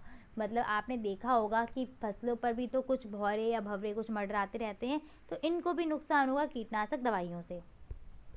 नेक्स्ट आपका 3rd चैप्टर स्टार्ट हो गया है, कार्य एवं ऊर्जा। कार्य क्या होता है, तो बल लगाकर किसी वस्तु को बल की दिशा में विस्थापित करने को ही कार्य कहते हैं। कार्य बराबर बल गुणा विस्थापन होगा। फॉर्मूला याद कर लो, F × D। यदि वस्तु का विस्थापन उस पर लगे बल के साथ थीटा डिग्री का कोण बनाता हो, तब आपका फॉर्मूला बनता है W बराबर FD cos थीटा। कार्य आपकी अदिश राशि है। कार्य का मात्रक जूल होता है और कार्य का दूसरा मात्रक न्यूटन मीटर बनता है। क्यों, क्योंकि F का मात्रक होगा आपका न्यूटन और D का मात्रक होता है मीटर, तो न्यूटन और मीटर आपका मात्रक बन जाएगा। आगे बढ़ते हैं। नोट पॉइंट पर, सिर पर अगर बोझा रखकर कोई व्यक्ति चल रहा है तो उस चलते हुए व्यक्ति के द्वारा किया गया कार्य शून्य होता है। क्यों होता है, क्योंकि बल तथा विस्थापन के बीच कैसा एंगल बनता है, 90 डिग्री का। और अभी हम पढ़कर आए हैं W बराबर FD cos थीटा। cos 90 हो जाएगा, cos 90 का मान 90 होता है, तो इसलिए जब 90 का उसका 0 का मल्टीप्लाई करेंगे, cos 90 का मान 0 होता है, तो 0 का मल्टीप्लाई करने के बाद FD multiply 0 is equal to 0। यानी कि अगर कोई पूछा, ये क्वेश्चन जाता है कि कुली अगर अपने सिर पर बोझ रख के चल रहा है तो उसके द्वारा किया गया कार्य शून्य माना जाता है। क्यों, तो वो इसी के द्वारा माना जाता है, क्योंकि जब कुली का जो सामान है और वो जो उसके चलने की दिशा यानी कि बल लगाने की दिशा है और उनके बीच में जो कोण बनेगा, वो क्या बनेगा, बल और विस्थापन के बीच में 90 अंश का कोण बनेगा। इस कारण उसका जो कार्य हो जाएगा वो क्या हो जाएगा, शून्य हो जाएगा। नेक्स्ट बढ़ते, ऊर्जा या एनर्जी क्या होती है। तो किसी वस्तु के कार्य करने की क्षमता को ऊर्जा कहते हैं। ऊर्जा वह भौतिक राशि है जो किसी वस्तु के कार्य करने की क्षमता उत्पन्न करती है। यानी कि हम जो भी कार्य कर रहे हैं, हमारे अंदर जो भी क्षमता होगी काम को करने की, वो हमारी ऊर्जा कहलाएगी। ऊर्जा भी आपकी क्या होती है, एक अदिश राशि होती है। MKS पद्धति में ऊर्जा का मात्रक जूल होता है और CGS पद्धति में ऊर्जा का मात्रक अर्ग होता है। लेकिन व्यवहारिक मात्रक जो ऊर्जा का है वो होता है आपका किलोजूल, और 1 किलोजूल बराबर होता है 10⁻³ अर्ग।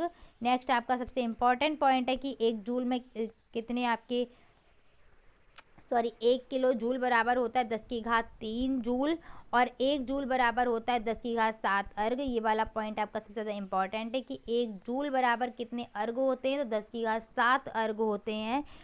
एक अर्ग बराबर कितने जूल पूछा जाएगा, तो फिर 10⁻7 को पक्षांतर कर दो तो और 10⁻7 बटे में आ जाएगी। और जब आपकी कोई भी घात नीचे अपॉन में लिखी हो तो उसको हम ऊपर भेजने के लिए क्या कर देते हैं, माइनस का चिन्ह लगा देते हैं, तो आपका 10⁻−7 हो जाएगी। 1 कैलोरी में कितने जूल होते हैं, तो 1 कैलोरी में आपका 4.18 जूल या फिर 4.2 जूल, जो आपको ऑब्जेक्टिव में ऑप्शन मिले उसको लगा देना, दोनों ही आपके सही हैं। नेक्स्ट आते हैं ऊर्जा के विभिन्न रूप। तो ऊर्जा का पहला रूप है आपका ऊष्मीय ऊर्जा। ताप के कारण उपस्थित ऊर्जा को बोलते हैं ऊष्मीय ऊर्जा, जैसे आपकी भाप की ऊर्जा हो जाएगी। नेक्स्ट आते हैं प्रकाश ऊर्जा। तो वह ऊर्जा जिसके कारण हमें दिखाई देता है वह आपकी प्रकाश ऊर्जा कहलाती है। वस्तुएं दिखाई देंगी वो होती है आपके प्रकाश ऊर्जा। नेक्स्ट आते हैं रासायनिक ऊर्जा पर। तो किसी रासायनिक प्रक्रिया में मुक्त ऊर्जा कहलाती है रासायनिक ऊर्जा, जैसे आपका कोई भी कोयला वगैरह गैस ऐसे हैं तो इनसे जब ईंधन ये जलते हैं तो वहाँ पर जो ऊर्जा उत्पन्न होती है वो आपकी कहलाती है रासायनिक ऊर्जा। विद्युत ऊर्जा क्या कहलाएगी? विद्युत धारा द्वारा संचारित ऊर्जा को बोलते हैं विद्युत ऊर्जा। आवेश के प्रवाह से ये ऊर्जा उत्पन्न होती है। नाभिकीय ऊर्जा की बात करें तो नाभिकीय ऊर्जा आपकी होती है किसी नाभिकीय प्रक्रिया में मुक्त ऊर्जा कहलाती है नाभिकीय ऊर्जा। ये क्वेश्चन आपका 2-3 बार पूछा गया है। 2020 में भी आपका आया था क्वेश्चन, नाभिकीय ऊर्जा क्या होती है, 2019 में भी आया हुआ है। तो याद रखना किसी नाभिकीय प्रक्रिया में मुक्त ऊर्जा कहलाती है नाभिकीय ऊर्जा। और ये दो प्रकार से मिलेगी आपको, कैसे? नाभिकीय संलयन और नाभिकीय विखंडन की क्रिया के द्वारा।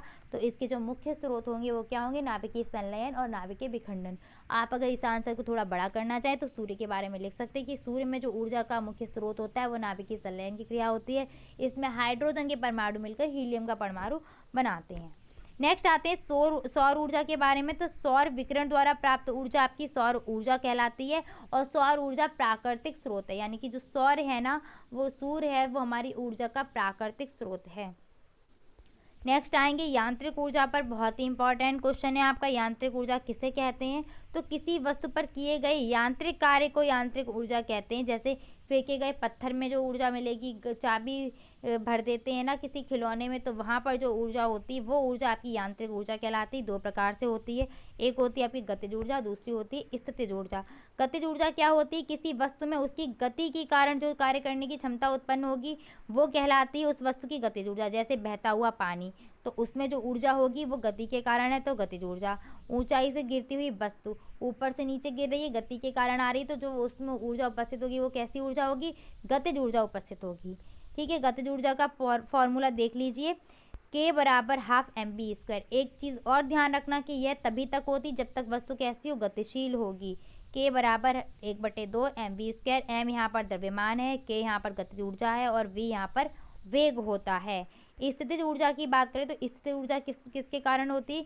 किसी वस्तु में उसकी विशेष दशा तथा स्थिति के कारण कार्य करने की जो क्षमता होती है वो कहलाती है स्थितिज ऊर्जा।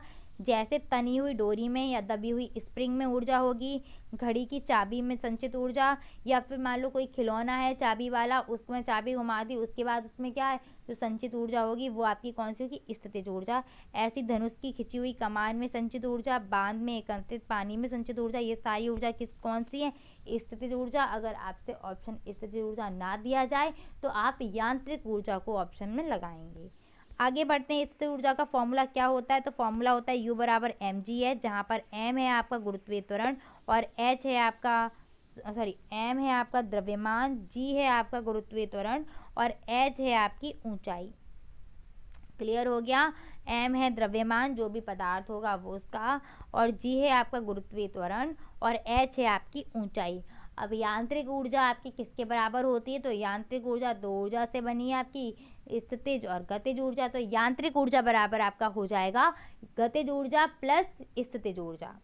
आगे बढ़ते हैं, ऊर्जा संरक्षण का नियम बहुत ही इंपॉर्टेंट है आपका ये वाला क्वेश्चन। तो ऊर्जा संरक्षण का नियम ये कहता है कि ऊर्जा का विनाश नहीं होता, केवल इसको एक रूप से या एक ऊर्जा से दूसरी ऊर्जा में परिवर्तित किया जा सकता है या इसको रूपांतरित किया जा सकता है, पर इसको नष्ट नहीं किया जा सकता, ना ही इसको उत्पन्न किया जा सकता है। इस नियम को ध्यान रखना। नेक्स्ट आते हैं ऊर्जा संरक्षण पर। तो ये तो आप कर ही सकते हैं कि ऊर्जा संरक्षण क्या है, कैसे करेंगे ऊर्जा संरक्षित। तो जितना भी हो बिजली को वेस्ट ना करें, ये सारे पॉइंट्स आप खुद से ही लिख सकते हैं। तो ये क्वेश्चन मैं आपको नहीं करवा रही हूँ।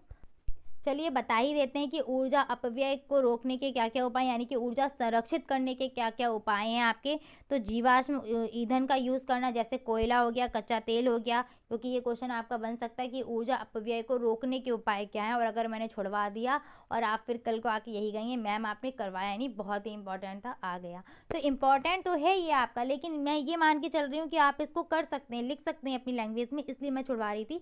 चलिए करवा देती हूँ फटाफट से। ऊर्जा अपव्यय के रोकने के क्या उपाय हैं, यानी कि ऊर्जा को संरक्षित करने के क्या क्या उपाय हैं।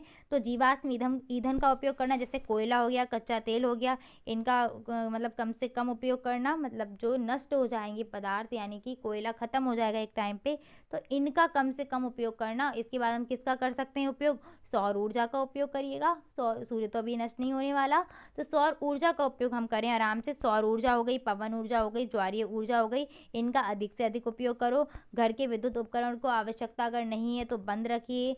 कहीं अगर आसपास जाना है तो पेट्रोल वगैरह का यूज़ ना करो, मतलब गाड़ी का यूज़ ना करो, पैदल चलकर आराम से जा सकते हैं। नेक्स्ट पॉइंट है आपका ईंधन की खपत, वही पॉइंट आ गया ना, ईंधन की कम खपत करने वाले वाहनों का यूज़ करना चाहिए। आसपास जाने के लिए पेट्रोल डीजल वाले वाहनों का उपयोग नहीं करना चाहिए। नेक्स्ट आते हैं ऊर्जा के स्रोत पर। तो ऊर्जा के जो स्रोत हैं वो दो आधार पर वर्गीकृत किए गए हैं, एक आपका समय के आधार पर और एक आपका उपयोग के आधार पर, दोनों ही आपके इंपॉर्टेंट है। समय के आधार पर है आपका परंपरागत स्रोत और गैर परंपरागत स्रोत, दोनों में ही आपका अंतर पूछा जा सकता है, बहुत अच्छे से इसको समझिएगा। परंपरागत स्रोत क्या होते हैं आपके, इनका उपयोग बहुत लंबे समय से किया जा रहा है, यानी कि परंपराओं से चलते हुए आ रहे हैं। परंपरागत सुना होगा ना, परंपराओं से चलते हुए आ रहे हैं। और गैर परंपरागत क्या होंगे, इनका उपयोग कुछ ही समय से हो रहा है। एग्जाम्पल की बात करें तो कोयला, पेट्रोल, गैस, पनबिजली, लकड़ी और उपले, और इसके बाद पवन ऊर्जा बहुत इंपॉर्टेंट है। ये आपकी क्या है, परंपरागत, बहुत पहले से पवन ऊर्जा का यूज़ कर रहे हैं हम लोग। इसके बाद अगर अभी नए नए यूज़ में माने तो हमारी कौन कौन सी, सौर ऊर्जा आ गई है, भूतापीय ऊर्जा आ गई है, ज्वारीय ऊर्जा आ गई है, परमाणु ऊर्जा आ गई। इनका हमने अभी कुछ समय पहले से यूज़ करना सीखा है, और जो पवन ऊर्जा थी उसका हम पहले से ही यूज़ कर रहे थे, यानी कि वो परंपरागत स्रोतों में आती है। ध्यान रखना, गलत मत कर देना, पवन ऊर्जा है परंपरागत, ना कि गैर परंपरागत। उपयोग के आधार पर बात करें तो उपयोग के आधार पर दो भाग हैं, एक है नवीकरणीय ऊर्जा और एक है अनवीकरणीय ऊर्जा। नवीकरणीय का मतलब है कि एक बार उपयोग होने के बाद दोबारा भी उपयोग हो सकते हैं, और अनवीकरणीय का उपयोग मतलब है कि ये जो है आपके दोबारा उपयोग नहीं किए जा सकते, यानी कि इनके संसाधन समाप्त हो जाएंगे, भंडार समाप्त हो जाएंगे। नवीकरणीय क्या है, इनके भंडार कभी समाप्त नहीं होंगे और इनके भंडार समाप्त हो जाएंगे। नेक्स्ट आपका नवीकरणीय से क्या है, इनसे प्रदूषण भी नहीं होता और इनसे प्रदूषण होता है। एग्जाम्पल की बात करें तो सौर ऊर्जा, पवन ऊर्जा, भूतापीय ऊर्जा, बायोगैस, जल विद्युत, ये सारे नवीकरणीय में आएंगे। कोयला, डीजल, पेट्रोल, परमाणु ऊर्जा, ये सारी आपकी किस में आएगी, अनवीकरणीय में। और परमाणु ऊर्जा ध्यान रखना ये खत्म हो जाएगी, तो इसलिए आपकी किस में आएगी, गैर परंपरागत आ रहा है बार बार, अनवीकरणीय में। ठीक है, दोनों आप ध्यान रखना, एक परंपरागत है और एक गैर परंपरागत है, एक नवीकरणीय है और एक अनवीकरणीय है। सौर ऊर्जा की बात करते हैं। सौर ऊर्जा क्या होती है, सूर्य की ऊष्मा और प्रकाश से सौर ऊर्जा प्राप्त होती है। जिन युक्तियों द्वारा सौर ऊर्जा को ऊष्मा के रूप में संग्रहित करके उपयोग में लाते हैं उन्हें सौर तापन युक्तियां कहते हैं। जैसे आपका सोलर कुकर हो गया, सौर जल ऊष्मक हो गया, इनके द्वारा हम सौर ऊर्जा का उपयोग कर सकते हैं। नेक्स्ट आपका पॉइंट है, सौर ऊर्जा को सीधे विद्युत ऊर्जा में बदलने के लिए सौर सेलों का प्रयोग किया जाता है। ये आपका ऑब्जेक्टिव के लिए इंपॉर्टेंट क्वेश्चन है, सीधे सीधे आपसे पूछा जाएगा। और जो ये सौर सेल बने होते हैं ये सिलिकॉन और गैलियम के बने हुए होते हैं। नेक्स्ट है आपका भूतापीय ऊर्जा। तो पृथ्वी के अंदर से निकलने वाले गर्म जल के झरनों से भूतापीय ऊर्जा प्राप्त होती है। पृथ्वी की गहराई में तापमान अधिक होता है, जिसके कारण क्या होता है, जल गर्म होकर झरनों के रूप में ऊपर आ जाता है और उसी से भूतापीय ऊर्जा मिलती है। अगर भारत में कहाँ कहाँ मिल रही है भूतापीय ऊर्जा, तो मणिकर्ण हिमाचल प्रदेश, ऊगा घाटी लद्दाख, तातापानी झारखंड, खम्मम तेलंगाना में भूतापीय ऊर्जा का उत्पादन किया जाता है। नेक्स्ट आते हैं ऊर्जा का स्थानांतरण यानी कि रूपांतरण। तो देख लीजिए फटाफट से, विद्युत ऊर्जा से ध्वनि ऊर्जा प्राप्त होती है लाउड स्पीकर के द्वारा। विद्युत ऊर्जा को ऊष्मीय ऊर्जा में परिवर्तित करता है विद्युत हीटर। विद्युत ऊर्जा का प्रकाश ऊर्जा में विद्युत बल्ब। सौर ऊर्जा को विद्युत ऊर्जा में सौर सेल। रासायनिक ऊर्जा को विद्युत ऊर्जा में विद्युत सेल के द्वारा परिवर्तित किया जाता है। प्रकाश ऊर्जा को विद्युत ऊर्जा में फोटो इलेक्ट्रिक सेल के द्वारा परिवर्तित किया जाता है।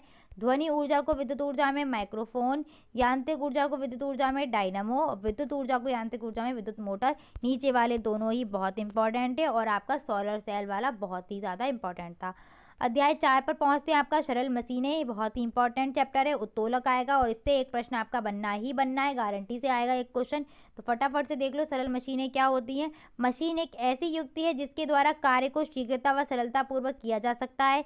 इनकी सहायता से एक बिंदु पर किसी दिशा में बल लगाकर उसका प्रभाव दूसरे बिंदु पर उत्पन्न किया जाता है, उत्पन्न करके कार्य किया जाता है, वही आपकी सरल मशीनें कहलाती हैं। सरल मशीन के प्रकार कौन कौन से हैं आपके, तो इसमें आपका उत्तोलक आता है, पेच, झुकातल, नत या समतल बोलते हैं इसको, घिरनी और पहिया।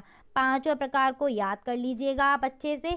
ऑब्जेक्ट में पूछा जाता है क्वेश्चन, निम्नलिखित में से कौन सी सरल मशीन नहीं है, या निम्नलिखित में से कौन सी सरल मशीन का उदाहरण है। तो ये 5 ऑप्शन याद कर लो, उत्तोलक, पेच, झुकातल, घिरनी, पहिया या धुरी। उत्तोलक, पेच, झुकातल, घिरनी, पहिया या धुरी, ये आपके होते हैं सरल मशीन के प्रकार। नेक्स्ट आपका बढ़ते हैं उत्तोलक की तरफ कि उत्तोलक क्या होता है, बहुत ही इंपॉर्टेंट आपका उत्तोलक है। तो उत्तोलक एक सीधी अथवा टेढ़ी छड़ होती है जो किसी निश्चित बिंदु के चारों तरफ स्वतंत्रता पूर्वक घूमती है। इसके 3 भाग होते हैं, एक आलंब, एक आयास और दूसरा भार। आलम यानी कि फलक्रम क्या होता है आपका, जिस बिंदु के चारों तरफ छड़ घूम सकती है उसको कहते हैं आलम। अपने सामने कैंची को उठाकर लेकर आओ और रखो और कैंची चलाकर देखो, बीच में एक उसमें लगा होगा, एक नट या बोल्ट लगा होगा, वहां से कैंची घूम रही है। तो जहां से कैंची घूम रही है वो आपका क्या कहलाता है, आलंब कहलाता है। ठीक है, नेक्स्ट आते हैं आयास यानी कि एफर्ट। उत्तोलक पर जो बल लगाया जाता है उसको कहते हैं आयास। आप अपने उंगलियों में कैंची को फंसाए होंगे और कैंची को चला रहे हैं यानी कि बल लगा रहे हैं, ये क्या कहला रहा है, आयास कहला रहा है। एग्जाम्पल से समझिए, जितने भी आपको मिलेंगे ना फिर एग्जाम्पल अपने आप कर लोगे इन अगर तीनों पॉइंट को समझ लिया। इसके बाद है आपका भार या लोड। तो उत्तोलक द्वारा उठाया गया बोझ या किया गया काम कहलाता है भार, यानी कि कैंची से आपने कागज काटा या कपड़ा काटा वो आपका क्या कहलाएगा, कार्य यानी कि भार आ जाएगा वहां पर। अब बात करते हैं उत्तोलक कितने प्रकार के होते हैं। उत्तोलक आपके 3 प्रकार के होते हैं, प्रथम श्रेणी का उत्तोलक, द्वितीय श्रेणी का उत्तोलक और तृतीय श्रेणी का उत्तोलक। प्रथम श्रेणी के उत्तोलक में क्या होता है, इस प्रकार के उत्तोलक में आलंब बीच में होता है। क्या बीच में होता है, सिर्फ बीच में जो होता है उसको याद करो। प्रथम श्रेणी में फलक्रम यानी कि आलंब बीच में होता है, एफ बीच में होता है। कौन कौन सा एग्जाम्पल है, बाकी दोनों किनारे पर होंगे। तो जब आप डेफिनेशन लिखोगे ना एग्जाम में इसकी, तब लिखना वहां पर कि किनारों पर क्या होता है, आयास या भार होता है, फलक्रम बीच में होता है। बस याद करने के लिए कितना याद रखो कि फलक्रम इसमें बीच में है, भार इसमें बीच में और आयास इसमें बीच में, तो ये आपको याद रहेगा इससे। नेक्स्ट आते हैं, इसके एग्जाम्पल क्या है, कैंची हो गया, प्लास, तराजू, हेडपम्प, कील उखाड़ने की मशीन, साइकिल की ब्रेक, सड़सी और झूला, ये सब क्या है आपके प्रथम श्रेणी के उत्तोलक के एग्जाम्पल हैं। नेक्स्ट आता है आपका द्वितीय श्रेणी का उत्तोलक। इसमें आपका क्या बीच में होता है, भार बीच में होता है, यानी कि जो भी काम कराया जा रहा होगा, किया जा रहा होगा वो बीच में होगा। बाकी किनारों पर आलम और आयास किनारों पर आलम और आयास होते हैं। जैसे नींबू का रस निचोड़ने वाली मशीन देखी है ना, वो अगर आपके पास रखी हुई है तो लेकर आओ उसको, और नहीं रखी है तो फिर अपने मन में उसकी इमेज क्रिएट करो। जैसे आपने देखा होगा जब आप किसी कहीं भी शिकंजी वगैरह पी रहे हो तो वो जिस मशीन से नींबू निचोड़ते वो वाली मशीन, बीच में नींबू रखा जाता है, इधर से किनारे से वो घूमती है और यहाँ पर हम बल लगाते हैं, बीच में क्या आया, नींबू आया, यानी कि जो काम कर रहे हैं वो बीच में आ रहा है। तो वही आपका क्या है, सेकेंड श्रेणी का उत्तोलक है। सरौता, ट्रॉली, नींबू का रस निचोड़ने वाली मशीन, पहिया जो कूड़ा ढोने वाली गाड़ी होती है ना वो आ जाएगी, वो इसके अंतर्गत आएंगे। तो ये सेकंड श्रेणी का उत्तोलक के एग्जाम्पल हो गए। थर्ड श्रेणी में आते हैं, यानी कि तीसरी जो श्रेणी है, इसमें आपका क्या बीच में होगा, बल बीच में होता है जो लगाया जाता है। चिमटा तो सबके यहाँ पर होगा, आपके पास इतना टाइम अभी है कि जाके फटाफट पहले चिमटा उठाओ, घर में चिमटा रखा कहाँ है, चिमटा उठा लिया। अब उसको देखो, एक जगह से चिमटा घूम रहा होगा और एक जगह पर हम बल लगाते हैं, एक जगह पर रोटी पकड़ी जाती है। तो बल हम कहाँ लगाते हैं, बीचों बीच में, यानी कि क्या बीच में हुआ, बल बीच में हुआ। किनारे से घूम रहा होगा यानी कि आलंब किनारे पर है, और रोटी उठा रहे हैं वो दूसरे किनारे पर होती है, यानी कि भार दूसरे किनारे पर है। तो किनारों पर क्या हो गया, भार और आलंब हो गया, और बल बीच में लगाया जा रहा है। तो ये आपका कौन सा है, तृतीय श्रेणी का उत्तोलक है। उदाहरण आपका चिमटा, चाकू, हल, फावड़ा इत्यादि। ये ट्रिक लिखी हुई है यहाँ पर, अगर आप चाहें तो इसको नोट कर सकते हैं। आभास यानी कि आलंब यानी कि फर्स्ट श्रेणी में बीच में होगा, भार सेकेंड में बीच में होगा, और आयास का सा लिया था तो आपका आयास थर्ड श्रेणी में बीच में रहता है। पेच या स्क्रू की बात करें तो वह सरल उपकरण जो 2 भागों को परस्पर जोड़ने या कसने के काम में आता है, पेच कहलाता है। झुकातल क्या होता है, किसी समतल को किसी समतल तख्ते को किसी क्षैतिज तल पर किसी न्यून कोण से तिरछा तिरछा रखते हैं ना, तो उसको बोलते हैं आनत तल। जैसे मान लो कोई बड़ी बड़ी गाड़ियां हैं या मोटरसाइकिल वगैरह हैं, किसी ट्रक में चढ़ानी हो तो एक झुका हुआ तल वहाँ पर रख देते हैं और तब उसमें चढ़ाया जाता है। तो भारी ड्रम वगैरह चढ़ाने के लिए इसका यूज़ किया जाता है, नत या आनत तल का। इसके बाद आते हैं घिरनी और पहिया पर। तो घिरनी आपका क्या है, कुएं से पानी निकालने के लिए एक गोल पहिए का यूज़ करते हैं, वो आपकी घिरनी कहलाती है। और ये अब जो वर्तमान समय में क्या है, कुएं वगैरह तो है नहीं इतने, तो क्रेन या मकानों में भारी वस्तु वगैरह चढ़ानी हो ऊपर, तो वहाँ पर भी हम किसका यूज़ करते हैं, घिरनी का भी यूज़ करते हैं। नेक्स्ट आते पहिया या धुरी। तो भैया सबकी मोटरसाइकिल और साइकिल में पहिया लगा होगा, तो इसका मुझे समझाने की ज़रूरत भी नहीं पड़ेगी। नेक्स्ट आगे बढ़ते हैं। आगे आपका 5th चैप्टर आ गया है, जीव विज्ञान के जनक कौन है। जीवों की संरचना आपका चैप्टर था, तो सबसे पहले जनक के नाम तो याद ही कर लो।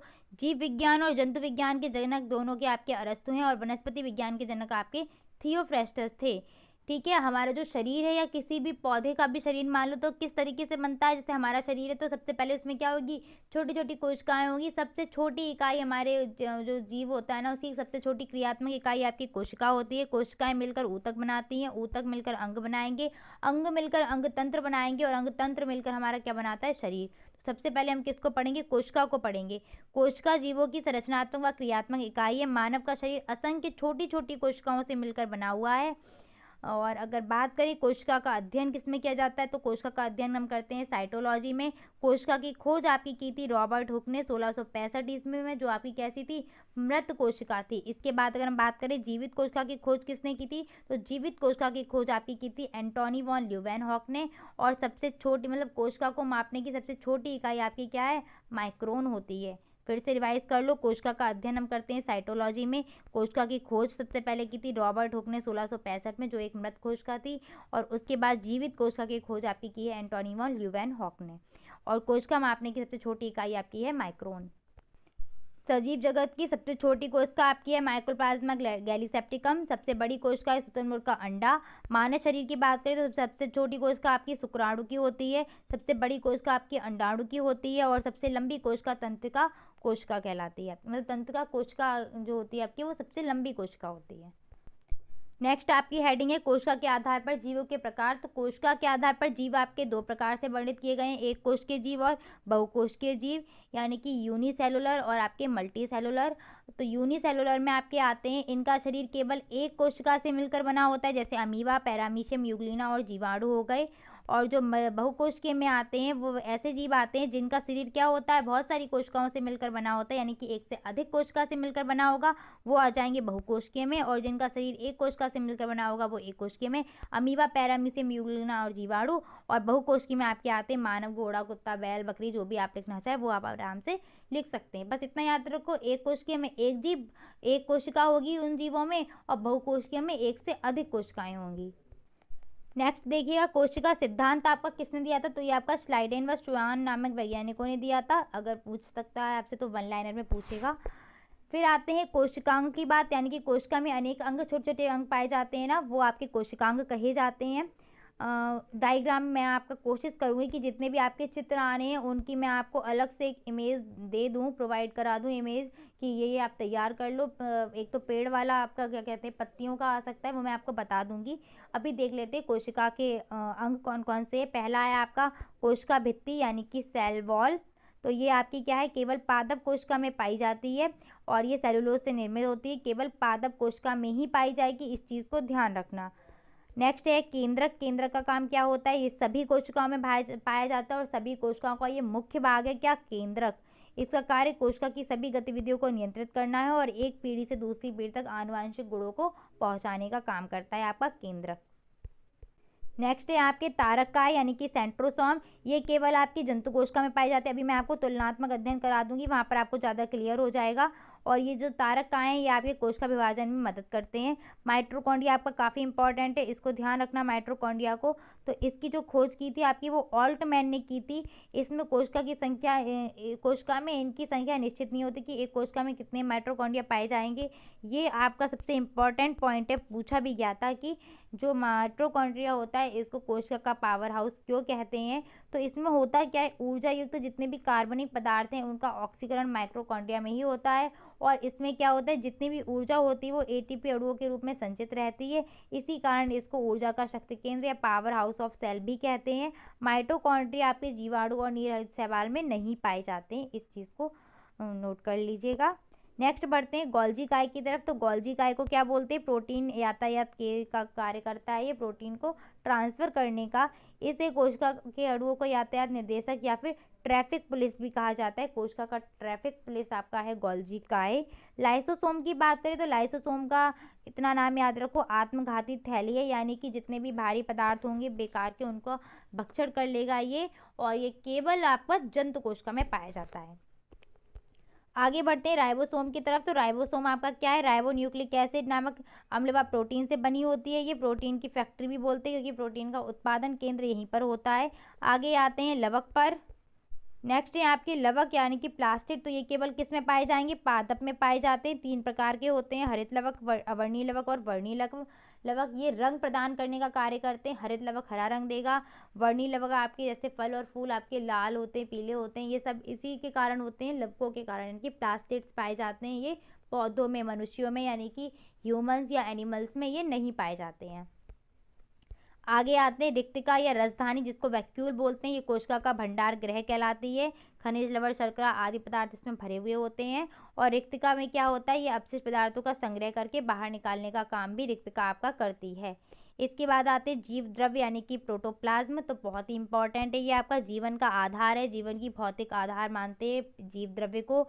ये किस में पाया जाएगा आपका, तो ये जो जीव द्रव्य आपका होता है वो 2 द्रव्यों से मिलकर बनता है। एक आपका कोशिका द्रव्य होता है, दूसरा आपका केंद्रक द्रव्य होता है। और कोशिका जो द्रव्य होगा वो क्या होगा, आपका कोशिका के केंद्रक, ये कोशिका रही और केंद्रक रहा, तो केंद्रक और कोशिका का जो होगा ना पार्ट, इसमें आपका कोशिका द्रव्य पाया जाएगा।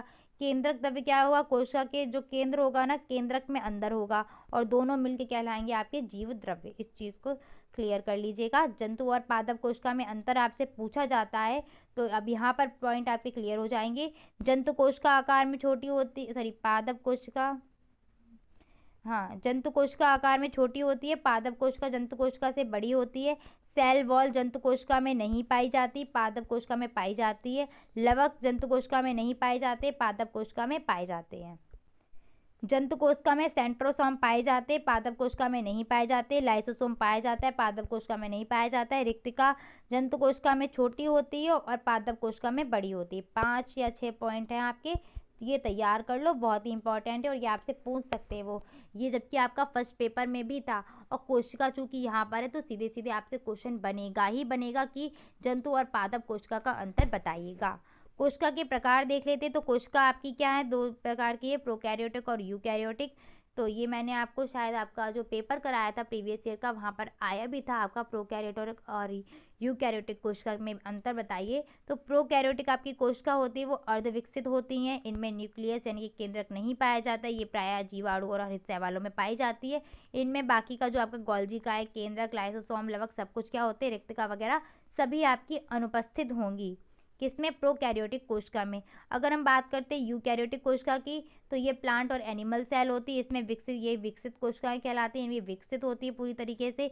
इसमें केंद्रक, केंद्रिका, गोल्जी काय, लाइसोसोम, लवक सभी उपस्थित होते हैं और रिक्तिका भी उपस्थित होती है। इसमें जो विभाजन होता है वो समसूत्री व अर्धसूत्री होता है, और उसमें जो विभाजन होगा वो असूत्री प्रकार से होगा। नेक्स्ट आगे बढ़ते हैं, कोशिका विभाजन की प्रक्रिया। तो ये क्या होती है, प्रत्येक नई कोशिका का जनन पूर्ववर्ती कोशिका से ही होता है, यानी कि मातृ कोशिका ही नई कोशिका को जन्म देती है। तो मातृ कोशिका से नई कोशिका के जन्म होने की प्रक्रिया कहलाती है आपकी कोशिका विभाजन। ये 3 प्रकार से होता है, समसूत्री, अर्धसूत्री, असूत्री। आपका समसूत्री और अर्धसूत्री किस में होता है, यूकैरियोटिक में, और असूत्री होता है आपका प्रोकैरियोटिक कोशिका में। नेक्स्ट आ जाइए कोशिका के अन्य प्रकार पर। तो पहले आपकी आ जाएगी कौन सी, रक्त कोशिकाएं आ जाएंगी। तो ये रक्त में पाई जाने वाली कोशिकाएं होंगी। रक्त कोशिकाएं 3 प्रकार से होंगी, आरबीसी, डब्ल्यूबीसी और प्लेटलेट्स। डिटेल में नहीं बता रही हूँ क्योंकि कोशिका से सिर्फ कोशिका के बारे में पूछते हैं, प्रोकैरियोटिक और यूकैरियोटिक पूछते हैं। बाकी बस आपको जानकारी होनी चाहिए कि बाई चांस आ गया तो हम लिख के बना के लिख सकें। फिर आती हैं आपकी पेशीय कोशिकाएं जो आपकी किस में पाई जाएंगी, पेशियों में पाई जाती है, पतली और लंबी होती है, मस्कुलर सेल्स बोलते हैं। इसके बाद आपकी आती है अस्थि कोशिकाएं।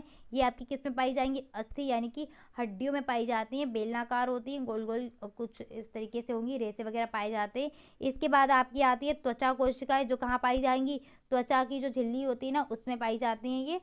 और फिर आपकी आती हैं संयोजी कोशिकाएं, जो किसका निर्माण करती हैं, संयोजी ऊतकों का निर्माण करेंगी आपकी संयोजी कोशिकाएं। और इसके बाद आपकी आती है तंत्रिका कोशिका, ये भी आपकी इंपॉर्टेंट है, तंत्रिका कोशिका। ठीक है, तंत्रिका तंत्र में ये पाई जाती है तंत्रिका कोशिका, और इसका काम जो होता है वो मस्तिष्क से सूचनाओं का आदान प्रदान करना होता है, तंत्रिका कोशिका का काम। तो इनके अन्य प्रकार है, इनको याद कर लेना। अगर आपको चाहिए हो तो पीडीएफ पड़ी हुई है शायद टेलीग्राम पर, वहाँ से आप इन सारी कोशिकाओं के नोट्स देख सकते हैं। नेक्स्ट आ जाइए जीवित कोशिका के लक्षण, गुण और कार्य क्या क्या हैं। तो कोशिका में क्या है, वृद्धि होती है, श्वसन करती हैं सारी कोशिकाएं, उत्सर्जन भी करेंगी, उनकी मृत्यु भी होती है, गति भी करती हैं, पोषण भी है उनमें, और प्रजनन, ये सारी क्रियाएं कोशिका में होती है अगर एक कोशिका जीवित है तो। जीवित कोशिकाओं में ये सारी क्रियाएं होती हैं। आगे बढ़ते हैं टिश्यू की तरफ यानी कि ऊतकों की तरफ। तो ऊतक क्या होते हैं आपके, कोशिकाओं का वह समूह जो उद्गम संरचना कार्य में समान हो, ऊतक कहलाता है। यानी कि कोशिकाएं मिलकर ऊतक का निर्माण करेंगी, लेकिन कैसी, समान कोशिकाएं जो काम एक जैसा कर रही हो वो मिलकर एक ऊतक का निर्माण करेंगी। और विभिन्न ऊतक मिलकर ऊतक तंत्र बनाते हैं, और ये ऊतक तंत्र मिलकर आपका अंग बनाएगा। ऊतक का अध्ययन करते हैं आपका हिस्टोलॉजी में, और कोशिका का अध्ययन आपका किस में करते थे, साइटोलॉजी में। ऊतक आपके 2 प्रकार से डिवाइड किए गए हैं, एक पादप ऊतक और दूसरा आपका जंतु ऊतक। तो पादप ऊतक आपके जो होते हैं वो 2 प्रकार के होते हैं, विभज्य ऊतक और स्थायी ऊतक। स्थायी ऊतक को 2 भागों में बांटा गया है, एक आपका सरल ऊतक मिलेगा और दूसरा आपको मिलेगा सुनने को जटिल ऊतक। तो जो आपके जटिल ऊतक होते हैं उन जटिल ऊतक में ही आपको जाइलम और फ्लोएम पढ़ने को मिलेंगे। बाकी मैं आपको नहीं बता रही क्योंकि इतना ज़्यादा डिटेल में साइंस में आपका नहीं पूछ सकते क्वेश्चन। जाइलम और फ्लोएम से पूछा जाएगा तो जाइलम और फ्लोएम आपको बता देते हैं। पादप ऊतक 2 प्रकार के होंगे, विभज्य ऊतक और स्थायी ऊतक। इन स्थायी ऊतक के अंतर्गत आपके 2 ऊतक फिर से आते हैं, सरल ऊतक और जटिल ऊतक। और उन जटिल ऊतक में आपका क्या आता है, जाइलम और फ्लोएम।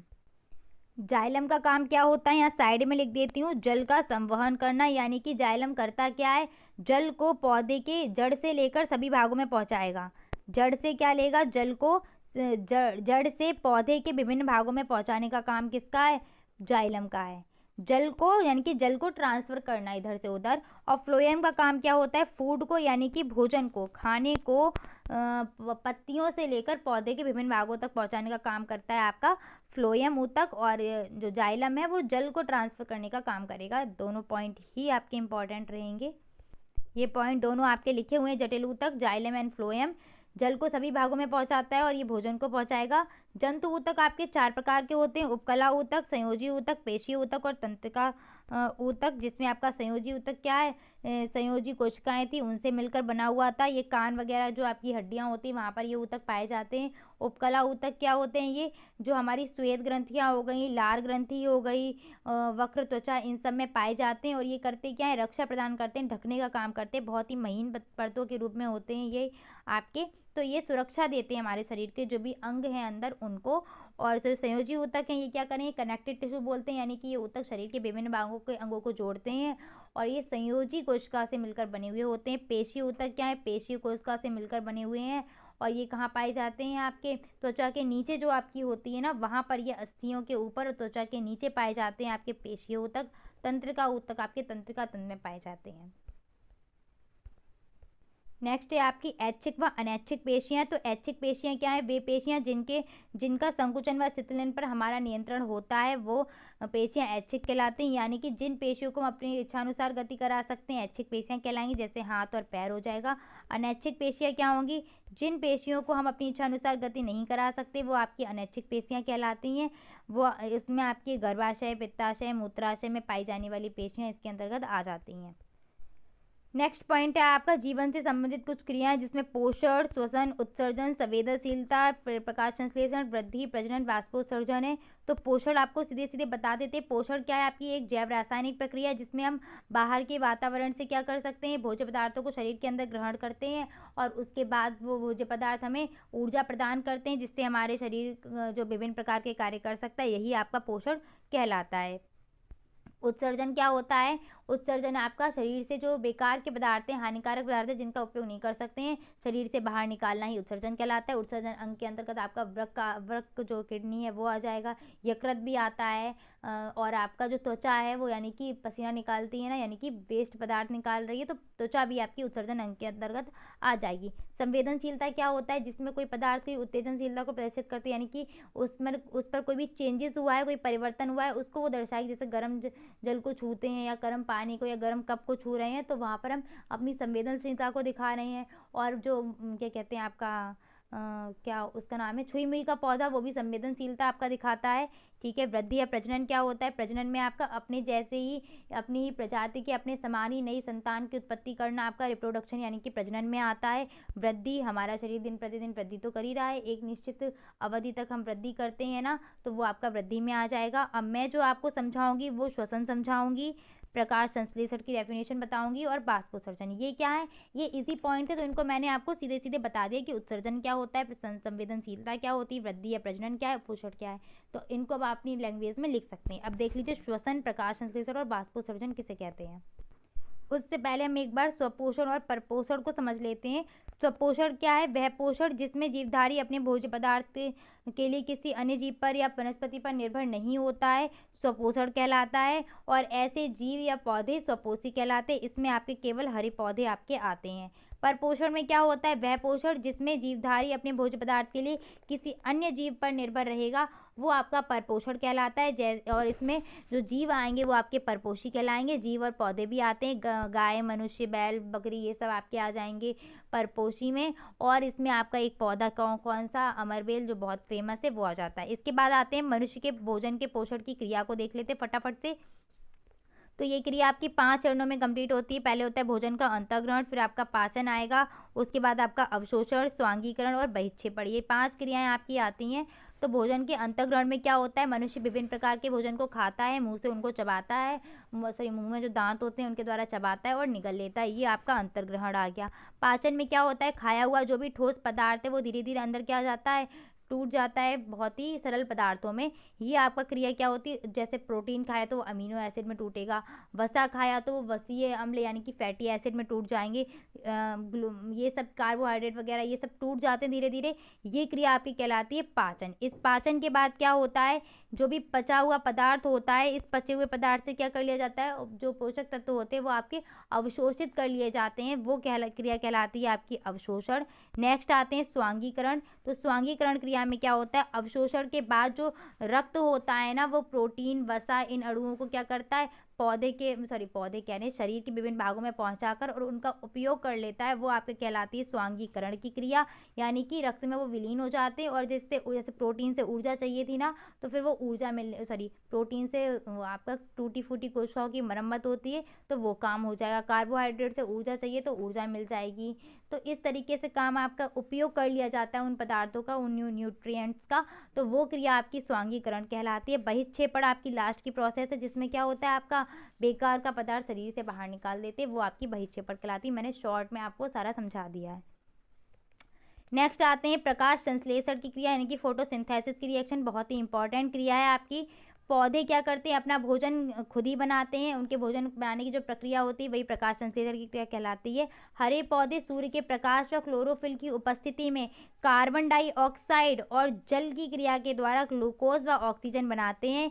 यही क्रिया कहलाती है आपकी प्रकाश संश्लेषण की क्रिया। जो आपकी रिएक्शन रहेगी वो ये रहेगी, 6CO2 12H2O और एरो, सूर्य का प्रकाश, क्लोरोफिल ऊपर लिखना, उसके बाद C6H12O6 प्लस 6O2 और 6H2O आपका बनेगा। ये आपकी प्रोसेस कहलाएगी प्रकाश संश्लेषण की क्रिया। ठीक है। और कंफ्यूज मत होना, अगर आप चाहें तो इधर वाटर ना निकाल के इस रिएक्शन को इस तरीके से भी लिख देते हैं, 6CO2 plus 6H2O plus C6H12O6 और प्लस 6O2, तो वो भी एक गलत रिएक्शन नहीं है। बचपन से वही पढ़ते हुए आ रहे हैं, वही पढ़ाते हुए रिएक्शन आ रहे हैं। वैसे इसमें 12 H2O के मॉलिक्यूल भाग लेते हैं, तो अगर आप ये भी कर देंगे तो भी आपकी कोई गलत नहीं मानी जाएगी। नेक्स्ट आते हैं प्रकाश संश्लेषण में आवश्यक तत्व आपके कौन से होंगे, तो आपका कार्बन डाइऑक्साइड हो जाएगा और जल हो जाएगा, क्लोरोफिल और सूर्य का प्रकाश हो जाएगा। संवेदनशीलता का आप चाहें तो स्क्रीनशॉट ले सकते हैं। संवेदनशीलता सभी सजीव वस्तुएं दिखाती हैं, निर्जीव पर कोई प्रभाव नहीं पड़ेगा संवेदनशीलता का, मतलब वो ये गुण नहीं दिखाएंगी। नेक्स्ट है आपकी वाष्पोत्सर्जन की क्रिया। तो पौधे जड़ों द्वारा पौधे जो होंगे वो जड़ों में, जड़ होती है उनकी, जड़ के किनारे आपका जो सबसे कोना होता है वो मूलरोम कहलाता है। तो पौधे जो हैं वो मूलरोम के द्वारा जल को ग्रहण करते हैं, और वो जो जल होता है वो वाष्प के रूप में बाहर निकलता रहता है। किन के द्वारा? पत्तियों के द्वारा। तो इस वाष्प के रूप में जल के बाहर निकलने की क्रिया कहलाती है वाष्पोत्सर्जन, वाष्प का उत्सर्जन करना। पौधे मूलरोम के द्वारा जल को ग्रहण करते हैं, जिसमें 98% जल क्या है, वाष्प के रूप में उड़ जाता है। केवल 2% ही भाग पौधे यूज कर पाते हैं। क्लियर? आगे बढ़ते हैं। श्वसन यानी कि रेस्पिरेशन। दो चीज़ें आपको मिलेंगी, एक मिलेगा श्वसन और एक आपको मिलेगा ब्रीथिंग, यानी कि श्वासोच्छ्वास बोलते हैं उसको। तो दोनों में डिफरेंस क्या है वो मैं आपको बता दूंगी। श्वसन एक ऐसी प्रक्रिया है जिसमें भोजन का ऑक्सीकरण के लिए वातावरण से हम ऑक्सीजन को लेते हैं, यानी कि एक ऐसी प्रक्रिया जिसमें भोजन का ऑक्सीकरण किया जाएगा वातावरण से ली गई ऑक्सीजन के द्वारा, और उस क्रिया में हमारी कार्बन डाइऑक्साइड बनती है, जल बनता है और हमें ऊष्मा मिलती है, यानी कि ऊर्जा मिलेगी वहाँ से, और उस ऊर्जा का हम उपयोग करते हैं। वही लिखा है, मानव शरीर की सभी जीवित कोशिकाओं में ग्लूकोज के टूटने से ऊर्जा का उत्पादन होता है। रिएक्शन आपकी ये रही, C6H12 6O2 6CO2 plus 6H2O बनेगी और इसमें ऊर्जा मुक्त होगी। श्वसन की जो प्रक्रिया होती है दो चरणों में पूर्ण होती है, एक होता है आपका बाह्य श्वसन और दूसरा होता है आंतरिक श्वसन। तो बाह्य श्वसन में सिर्फ आपका इतना आएगा कि कार्बन डाइऑक्साइड निकाली जाएगी और ऑक्सीजन ली जाएगी, बाह्य श्वसन में सिर्फ इतना आएगा। और आंतरिक श्वसन में क्या होता है कि जो भी ऑक्सीजन ली अंदर जाके ग्लूकोज से वो रिएक्ट हुआ और कार्बन डाइऑक्साइड बनी, यानी कि जो रासायनिक क्रिया हुई वो आपकी किस में आ जाएगी।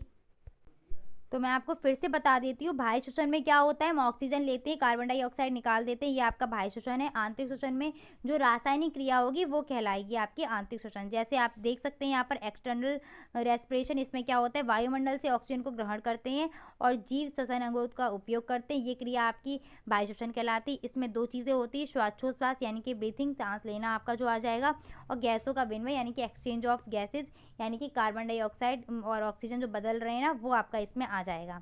जो श्वासोच्छ्वास की प्रक्रिया होती है वो आपकी क्या है, इसमें दो प्रोसेस होती है, एक हम ऑक्सीजन को लेते हैं और दूसरा हम कार्बन डाइऑक्साइड को निकालते हैं। तो किसी ने मुझे कमेंट करके बोला था कि निश्वसन और उच्छ्वास गलत लिख गया है, हो सकता है मैंने इसको देखा भी था तो इनका कुछ क्लियर नहीं कर रहे हैं ये। आप इसका नेम जो है इंग्लिश में देख लीजिए, इसको बोलते हैं इनहेलेशन, इनहेलेशन, ठीक है, और उसको बोलते हैं एक्सहेलेशन यानी कि निकालना, एक्सहेलेशन, ठीक है।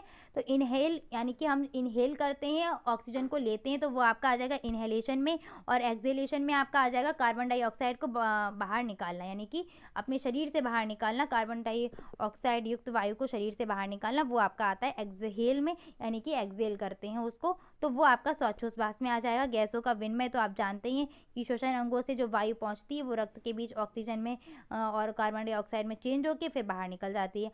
आंतरिक श्वसन में क्या आता है आपका कि जो हमने ऑक्सीजन ली थी वो ग्लूकोज का ऑक्सीकरण करती है और ऊर्जा उत्पन्न करेगी, और ये क्रिया जो होगी कोशिकाओं में होती है, इसलिए इसको कोशिकीय श्वसन कहते हैं। ये आपकी जो आंतरिक श्वसन होता है ये आपका सेल के अंतर्गत होता है, और जो बाह्य श्वसन होता है आपका वो सेल में नहीं होता। नेक्स्ट आते हैं, मतलब वो एक भौतिक क्रिया है, और ये आंतरिक जो श्वसन है वो आपकी एक रासायनिक क्रिया, इस चीज़ को ध्यान रखना। वृद्धि और ये सब आप तो कर ही लेंगे, ये आपको मैंने समझा दिया था।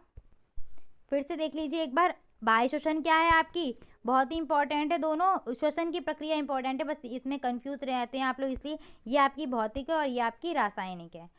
क्लास बहुत ज़्यादा लंबी हो रही है, लगभग आपका 1.5 घंटा होने जा रहा है। मैं कोशिश करूँगी कि आपकी जो आपका केमिस्ट्री वाला पोर्शन है और बाकी का बचा हुआ जो साइंस का है वो आपका नेक्स्ट पार्ट में कवर करा दूँ। तो मिलते हैं नेक्स्ट क्लास में। Thanks for watching and please like share and subscribe my channel. Bye bye, take care.